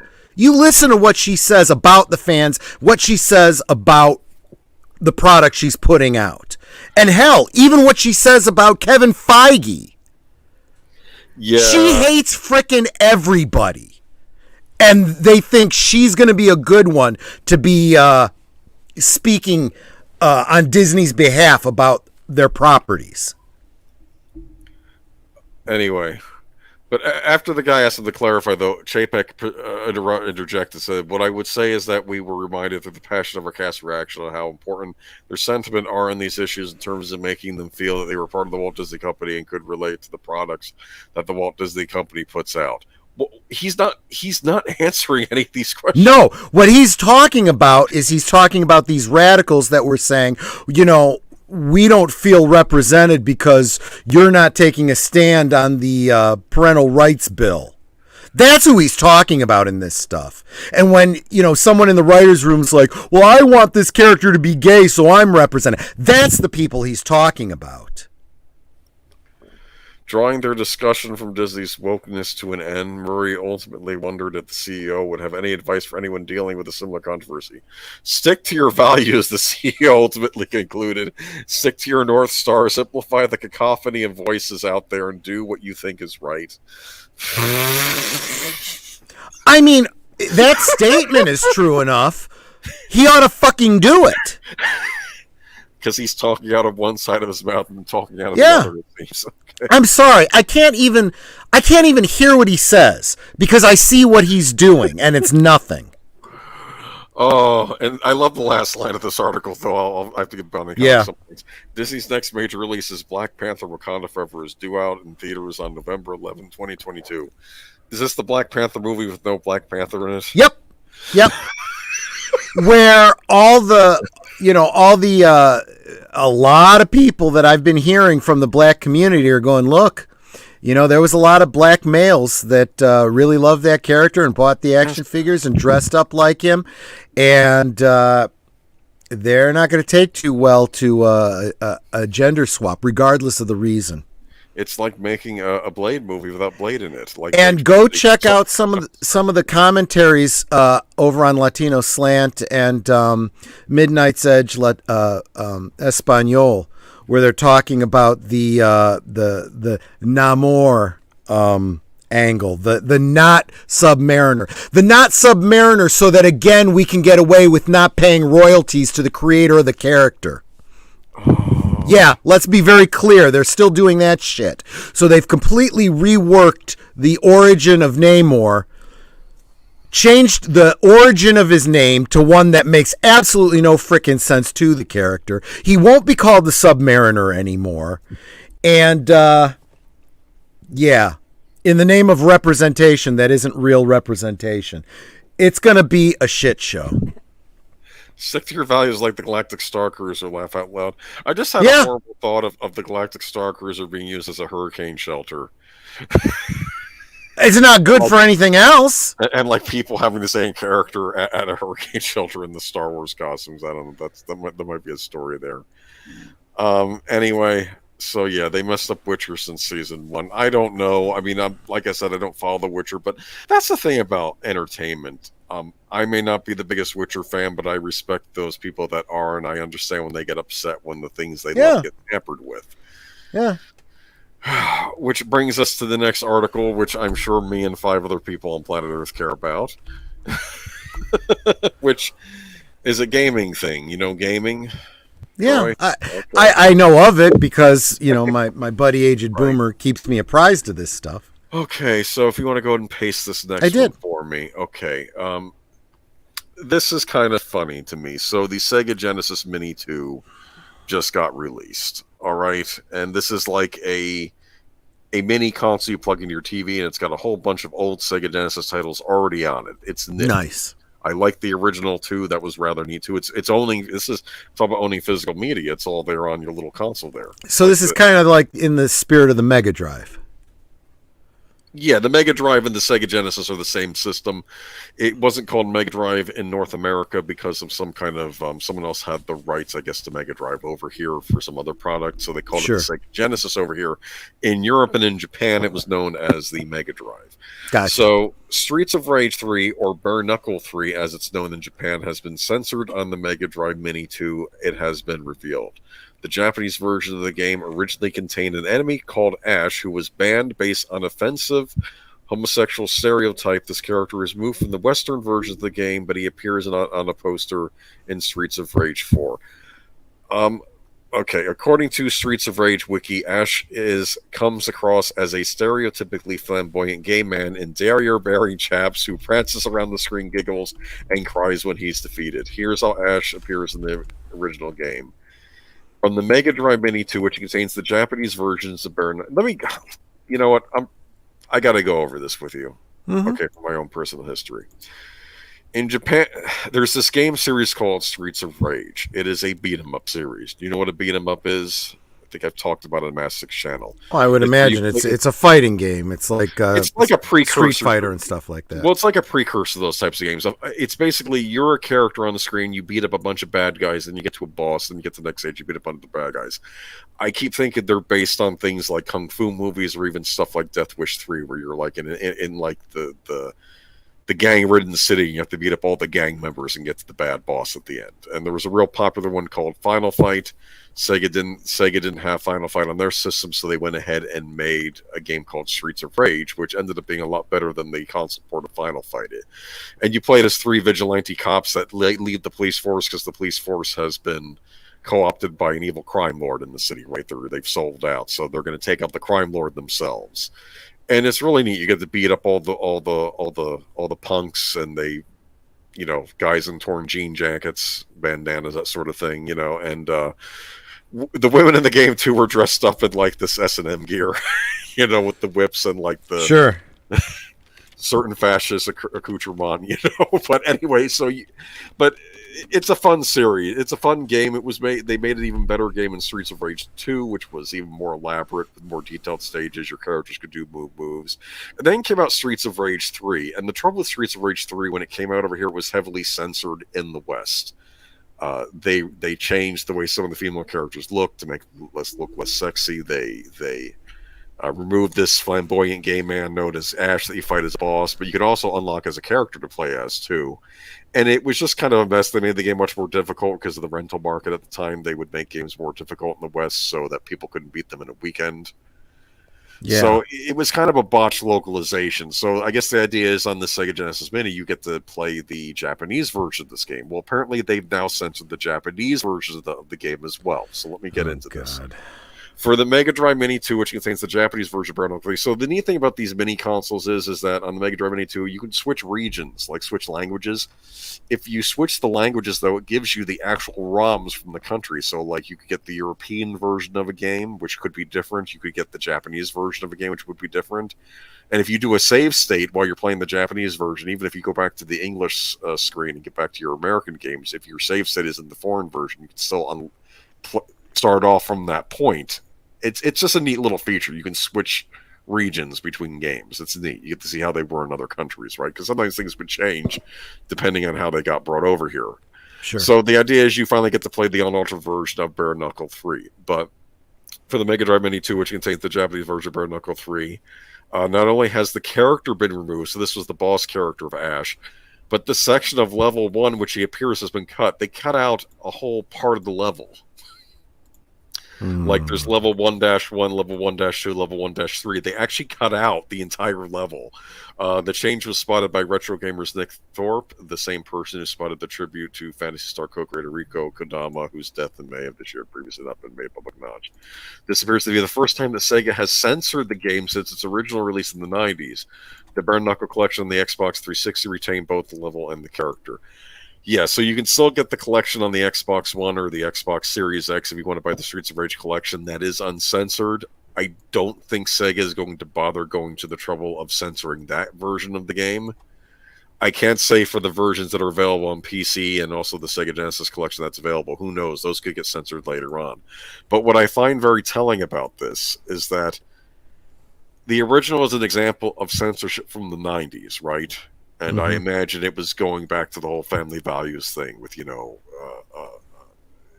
I think both John McCain and Tipper Gore when they were going after violence in media and other things like that, Yeah. Remember back in those days? And this kind of reflective of that era. And now they're censoring the Japanese ROM on this thing because of this problematic character, I guess, by today's standards. And there's no respect for the history of this. That's what bothers me. It's like this is Sega's Song of the South, I guess, right? Yeah. This is the game they're embarrassed of. Of course, the fact that they're embarrassed of this game also begs the question as to why they bothered putting it on this console to begin with when they just could have put the original Streets of Rage on here and everyone would have been happy and there's nothing controversial about the first game in the series. Right. So, I don't know. This is Old Man Yells at Cloud. I think I was more passionate the other day, but I don't know. I'm finding lately, I'm just finding all of this stuff just tiresome. But like I said, this is what happens when you lose culture wars, or at least when you're on the losing end for a while, because it's like I've been complaining about localizations of classic RPGs that are coming out now where they like a lot of these Japanese RPGs now have bad localizations where they remove gendered language in a medieval setting. Yeah. Like you can't refer to a character as woman now or something in these games that take place in a medieval setting. It's ridiculous, and I don't know.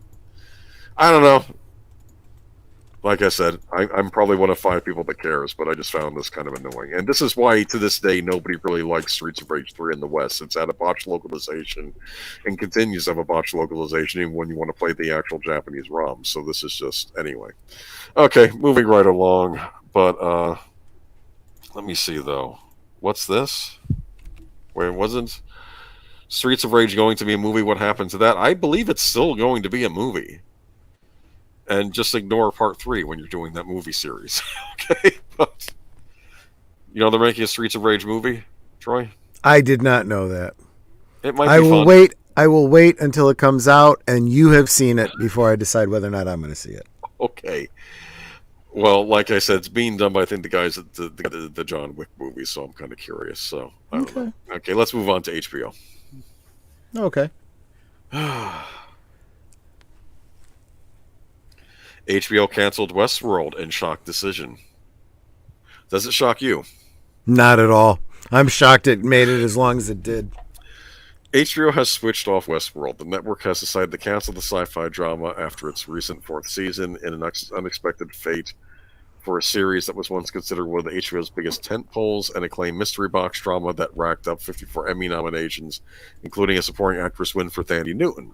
Last month, co-creator Jonathan Nolan, I believe he's brother of Christopher Nolan, I think so. Jonathan Nolan said in an interview that he hoped HBO would give the series a 5th season to wrap up the show's ambitious story, which had chronicled a robot uprising that changed the fate of humanity. We also always planned for a 5th and final season, Nolan said. We are still in conversation with the network. We very much hope to make them. Co-creator Lisa Joy likewise said the series has always been working toward a specific ending. Jonah and I have always had an ending in mind that we hope to reach. We have not quite reached it yet. Yet linear ratings for the pricey series fell off sharply for its 3rd season and then dropped even further for season 4.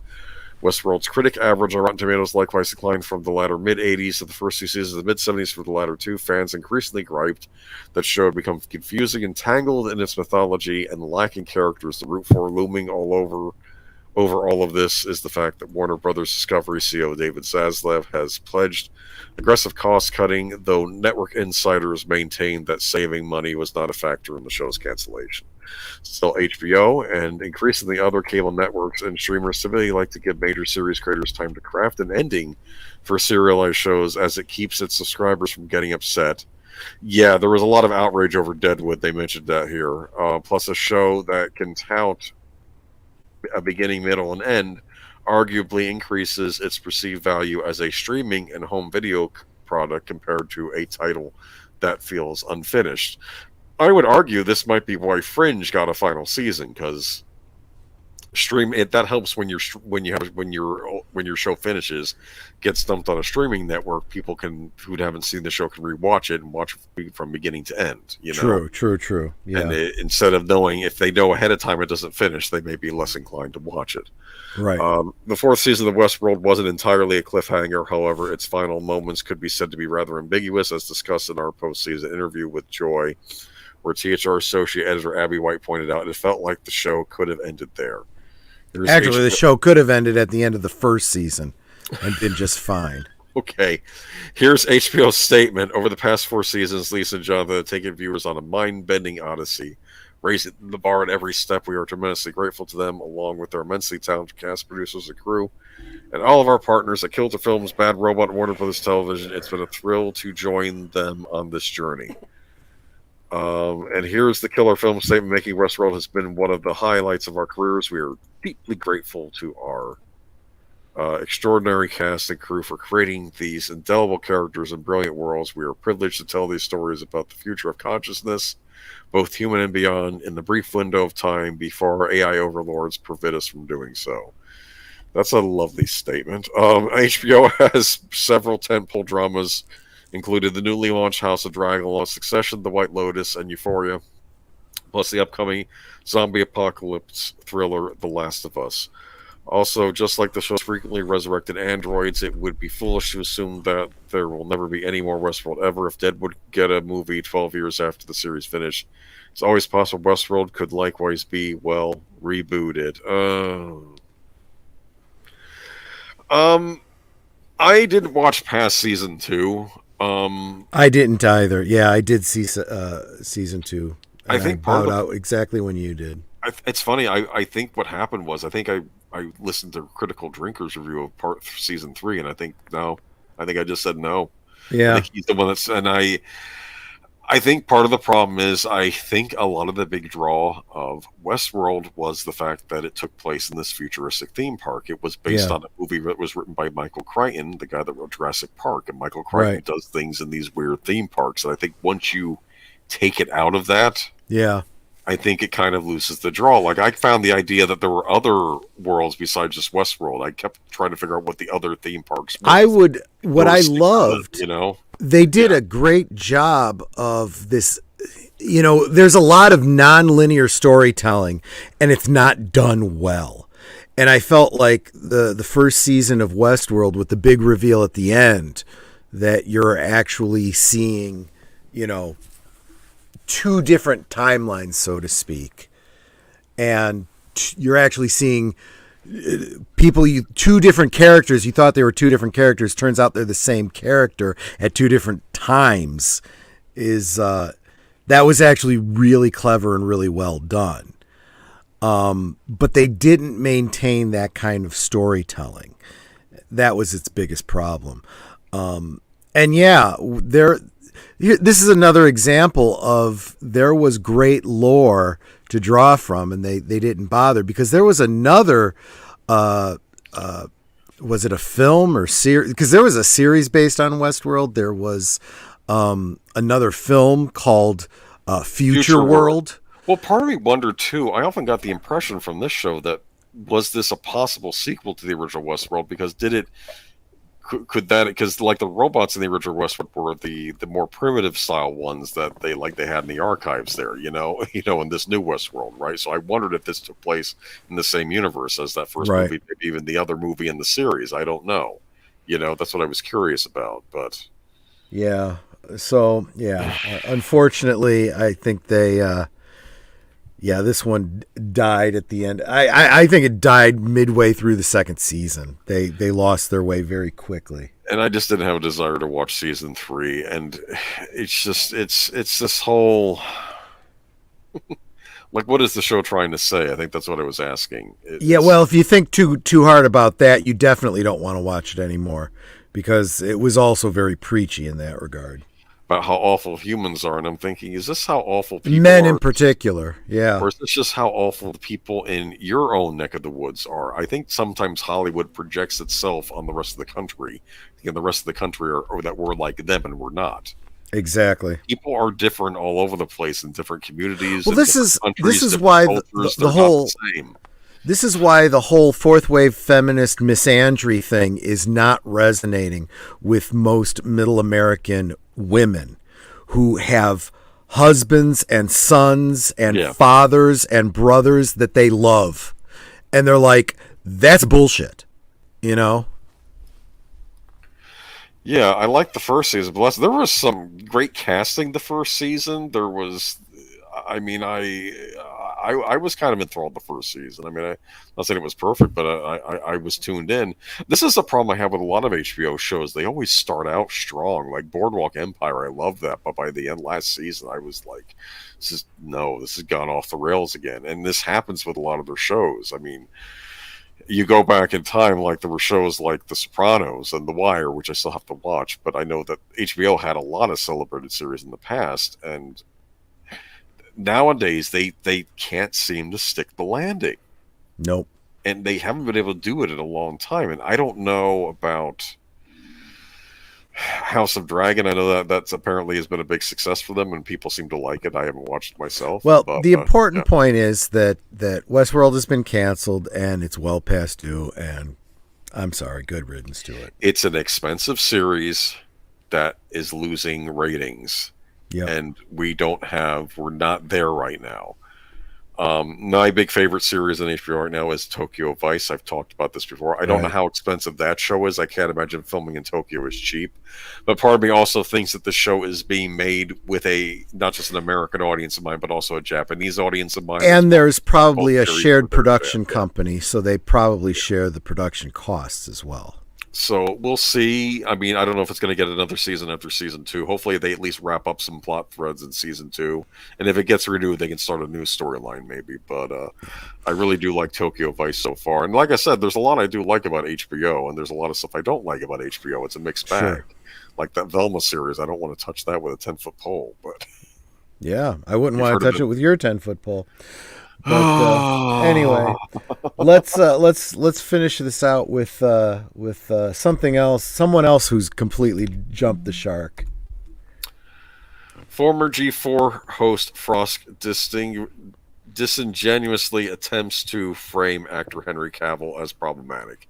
In an apparent bid to retain her relevance following the collapse of G4's recent revival attempt, former network host Indiana Frosk Black has attempted and failed to frame former Netflix is The Witcher star Henry Cavill as problematic. This is another Bounding in the Comics article, and I will continue reading it. So, after 3 seasons of watching Netflix butcher author on apologize if I'm getting his name wrong, Andrzej Sapkowski original work, Cavill announced his exit from the streaming giant's live-action adaptation of The Witcher on October 20th. Now, to be fair, I think that sentence is a bit speculative. We don't know that's the reason Cavill left the show. It may be, because I know they said he was a big fan of the work, right? But we don't know that's specifically the reason. It could be because he's gotten a lot. He's on contract elsewhere, to play perhaps Superman in more movies. Right. Taking to his personal Instagram account, the Superman actor informed fans that my journey as Geralt of Rivia has been filled with both monsters and adventures, and alas, I will be laying down my medallion and my swords for season 4. So this is what Frost goes on to say. Henry Cavill said some very questionable things around at Me Too and dated a 19-year-old as a 30-plus, wrote former X-Play host. Seeing people throw themselves at his feet for The Witcher is weird. The show is whatever at best. Frosk's mention of Cavill's questionable Me Too comments is a reference to an interview the actor gave to GQ Australia in 2018. Asked by the publication for his thoughts on the movement, Cavill asserted, "Stuff has changed, obviously," before briefly pausing and subsequently adding, "But there's something wonderful about a man chasing a woman. I think a woman should be wooed and chased, but maybe I'm old-fashioned for thinking that," he continues. It sounds like he's a romantic. Yeah. It's very difficult to do that when there are certain rules in place, because then it's like, well, I don't want to go up and talk to her because I'm going to get called get called something. I won't say what that word is, but you can see it in the article. Now he posited, now you can't really pursue someone further than, no, it's like, okay, cool. But then there's the, oh, why'd you give up? And it's like, well, because I didn't want to go to jail. Well, it's true, because it's like there's two different things. Men get too afraid to approach, and it's like, well, why are they giving up? Well, because they don't want to get, Me Too'd or whatever. I guess that's what he was basically saying. So, meanwhile, her mention of him having dated a 19-year-old refers to Cavill's ex-girlfriend Tara King, a British woman with whom he shared a brief relationship with between 2015 to 2016. While Frost undoubtedly expected her tweet to earn her praise and adulation of her more gender than identity politics of such peers, was instead met with disagreement from nearly everyone in Reddit, including her own fans and supporters. What do you think of this statement? Frankly, I think who he dated, I mean, this is legal, consensual. It's she is hers or my's business who he dates. She is definitely within the whole legal. No one has anything to say about it. 19-year-old adult can make a decision for herself, unless she came out with some sort of accusation that he did something that she didn't approve of, which hasn't happened. Completely consensual relationship, and she has every right to enter into a relationship with a 30-plus-year-old man if she chooses to. Just like as Deleted Scenes points out that when he was 19, he was in a relationship with a 30-year-old, and no one says boo. So is there a double standard because of gender going on here? No, I don't think that's the situation here. I think there's more going on here than the obvious. She's throwing shade at Henry Cavill, trying to poke at him because He's a popular guy. He's good looking, and she's just cross because she's not that bangable. I mean, she still hasn't gotten over that. And look, she's just trying to pull headlines for herself because she's completely useless now. She's out of work. She put herself out of work, and she figures she can continue to be, making the same kind of statements that got her, seal claps, on G4, and people will continue to seal clap for her. But that boat has sailed. And then she doubled down on this. I don't think the article goes into it, but she then tried to poke at the fact that he also dated Gina Carano. Oh, that's brilliant. Let's get into Gina Carano. What? Are you jealous because Gina Carano doesn't want to date you, Frosk? Because neither gender is interested in you. You're just an unlikable person. Get over it.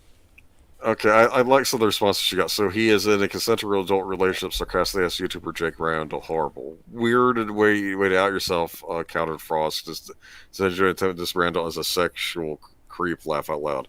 As someone who's 31, I can't imagine ever dating a teenager, she said, reaching for any reason to justify original take. We are in a vastly different life stages, so while it may be legal, most of those relationships are pretty icky with power imbalance. I don't know what she's going on about. This is another problem. She's trying to get at implying that he is some sort of a person that gives haircuts to dogs without saying it. She's trying to jump on that bandwagon, and she is completely missing the mark. I like your description there. Well, I don't want, if it was my channel, I'd say whatever I feel like. I don't want to, use certain buzzwords that could get your channel dinged, They complain. Ironically, I can swear up and down, and that's perfectly okay. But calling bad people doing things to children can get the channel hit. They complained that Cavill was dating a 19-year-old when he was 32, but forgetting that he dated a 30-year-old when he was 19. Let's see. Not that I necessarily hear this rule, but it's half your age plus 7. What's half of 32? 16. Half of 32 is 16 plus 7 is 23. Oh, no, I guess I'm sorry. Someone can't do maths either, so. This is ridiculous, don't you think? Okay, wait. So there's a 13-year age difference, right? Yeah. So what? 13-year age difference is not a huge age difference. I didn't say anything. And I'm just I'm saying, to this whole point. And who knows? I don't know how mature he was for a 32-year-old, and I don't know how mature she was at 19. Maybe they emotionally met and on a developmental level met somewhere in the middle, right? I think someone else made a comment to this. I forget who it was, but he was saying, him dating a 19-year-old wasn't bad. You destroying an entire network with your comments was bad. Yeah. Maybe you need to do some growing up, girl. Oh, I don't care about Frost. Let's be blunt here. She's trying to stay relevant. She's done. Mm-hmm. What's she going to do now?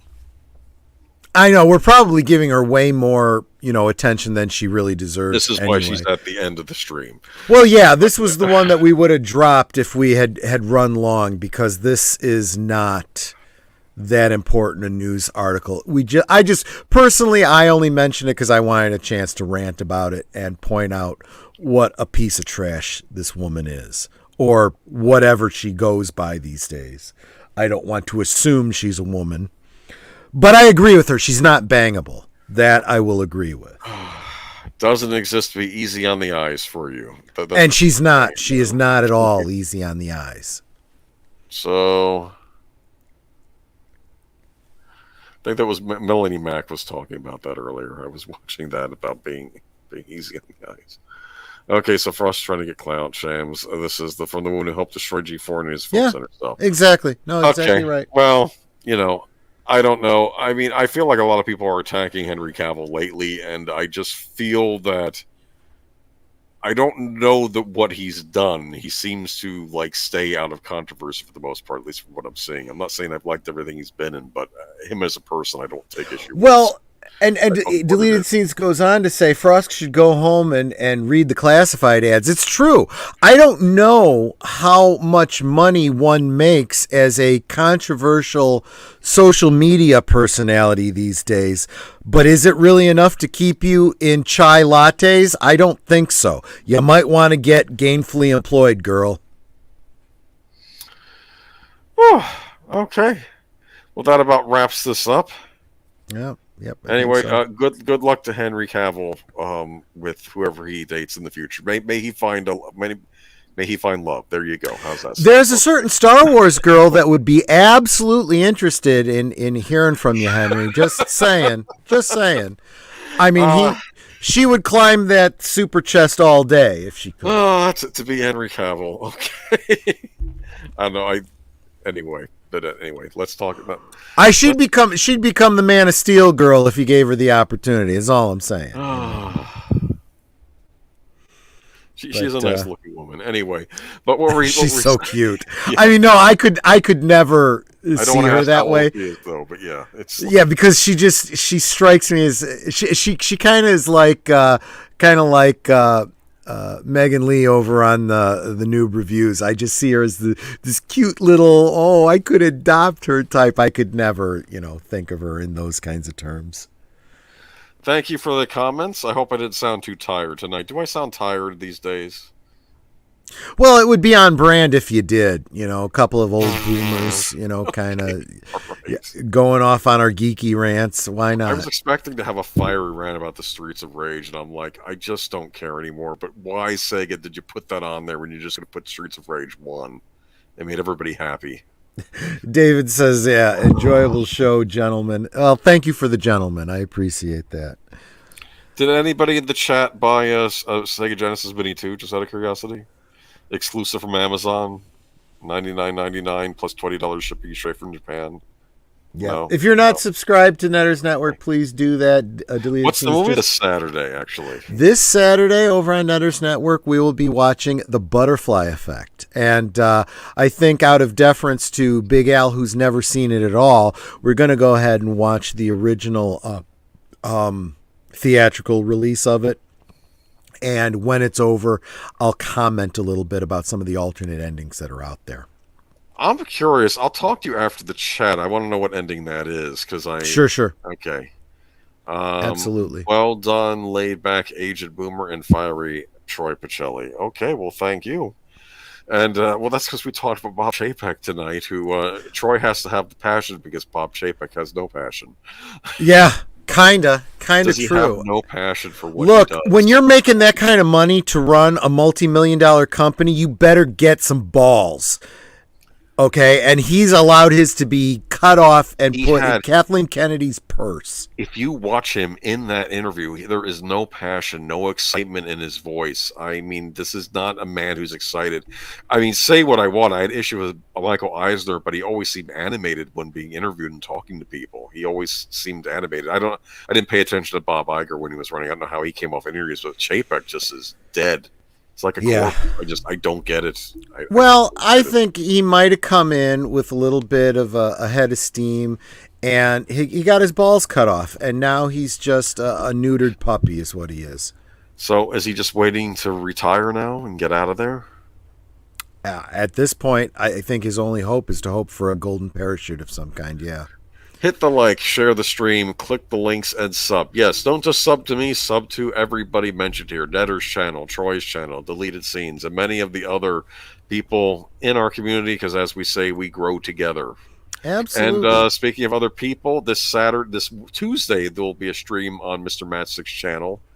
I hope I will be able to make it, but like I said, go without me if I don't, but I'll try to make it, okay? Mm-hmm. Hopefully I'll be able to make it. Because it'll be a discussion of 3 very fine DC animated features, Green Lantern First Flight, Wonder Woman, and the original Wonder Woman, not the live-action one. Right. The animated one they did. And Justice League New Frontier. Yep. Yep. In some I'm looking respects, forward to it. so in some respects, what was it? Last time was Superman, Batman, and this time it's what is it? It's basically kind of Wonder Woman, Green Lantern centered. So that's kind of neat. Yeah, Yeah. exactly. Okay, So cool. there we go. And Is there speaking of Batman, is there a Batman show show on Monday. on Monday? I think there will be. I don't know what he has planned. Are we doing a stream this week? On Wednesday? I don't remember now. It's been chaotic here in Boomerland, okay? But tune into Birdman's channel, see if he's posted anything. And, exactly. And maybe I'll be joining him Wednesday. Maybe I won't be. I don't know what we're doing. And then Friday, what do you have? What are you doing on Friday? Friday, I have a very special guest bartender, Joker voice. And I'm not positive, but when he's not doing Joker voice, I think he actually is a bartender. So I think that'll be a very interesting conversation. But dude, don't tell me he's going to act like the Joker on the stream. From time to time, I think he will, and I think that's freak me out, man. What are you doing to me? And he does. When he does it very well. So it's kind of worthwhile.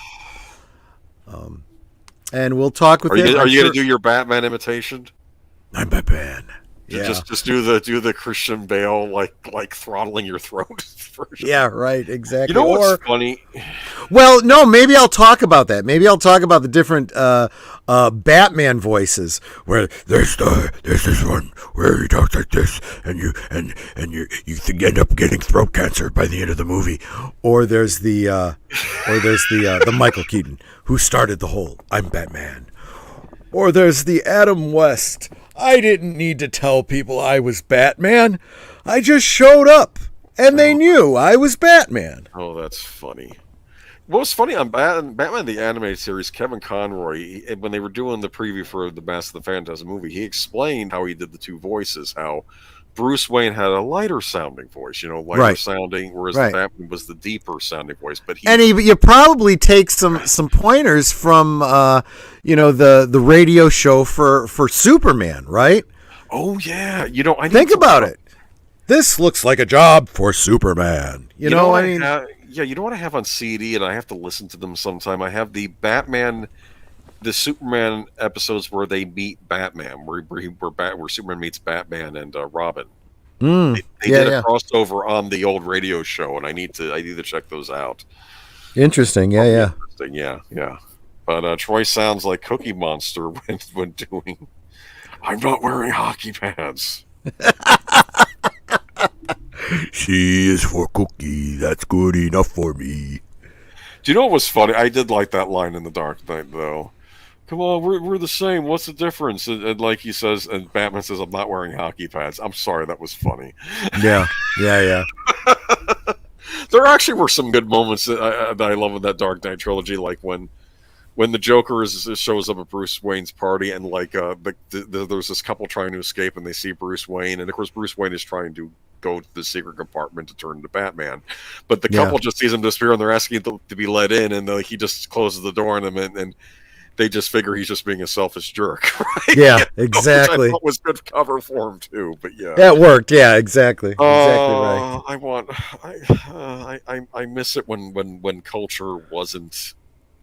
When you could just watch like Green Lantern First Flight, just watch a perfectly good Green Lantern animated movie, and it didn't have an agenda except trying to get you to like Green Lantern as a character, and trying to engross you. Well, and I'm still, for all the fire and brimstone you get from me and all the black pilling that I might do, there is enough hope in me that I'll look at someone like Zaslav and say, I have no reason to believe the DC stories are going to get any better, but he's got the right attitude, and if anyone can do it, it sounds like he will. So let's cross our fingers and see what happens, with make it less sleazy.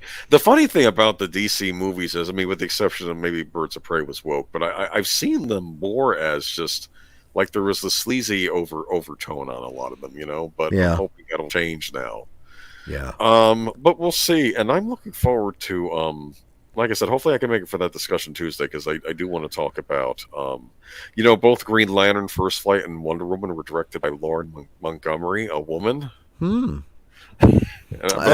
didn't know that there were women back then doing directing. Back in 2009, directing animated movies, and it wasn't. No, that never happened before Marvel started making movies. I don't know, man. I'll have to give that Green Lantern animated movie. Look, it's really well done. And I hope you'll tune in as we talk about it on Tuesday over on Mr. Mashstick's channel. It's that was some pretty good stuff. I went out of my way to purchase that, on DVD, own physical media for Netter, because Netter's a big Green Lantern fan. Did she get to watch it? Did she like it? Yes, she did. And I think I might have to rewatch it again with her before Tuesday to refresh my own memory. I like how they were able to differentiate Hal Jordan from like Clark Kent and Bruce Wayne and stuff. Yeah, because he's a very different kind of character. I like how he starts out. He gets the devil's bargain at some part in the movie, right? And he says, "Kind of, yeah. I just need you to trust me, you had me to that last part." And it was that little thing, and the villain gets really angry at him when I'm not going to say who the villain is. It should be obvious to anybody who knows anything about the Green Lantern Corps. Right, exactly. Movie. But I'm telling you, Wonder Woman and Justice League New Frontier, which I have to say, I'd love it if they were to do Justice League New Frontier as like a mini series. Yeah. Like an HBO show, that would have been awesome. Like because apparently that was a truncated version of the graphic novel, and the graphic novel went even deeper. And I don't know. I need to read that graphic novel someday. But okay, but that about wraps us up. And I hope y'all have a good week. Tune in during the week for other streams. And if you catch us on the rewatch, leave a comment. I'll do my best to reply to it. And absolutely. I hope I didn't make people's ears bleed, but I'm glad you stuck with us. I don't know. I think I am going to say this, though. We're hitting some rocky economic times, I think, coming up soon. And a lot of these companies, they have to make money. Yeah. And if they want to continue to... and that's another thing. When you find yourself in hard economic times, you start making your decisions on what you spend your money on. You got to spend your money on fuel and the roof over your head and food. And there isn't a whole lot left over. So if you as an entertainment industry want to continue to stay in business, it better be damn good entertainment. Otherwise, you ain't getting our money. Troy, why don't we exit the stream with you reading this? What do you say? Humor me? Oh, absolutely. In brightest day, in blackest night, no evil shall escape my sight. Let those who worship evil's might beware my power, Green Lantern's light. Good night, everybody. Take care, everyone.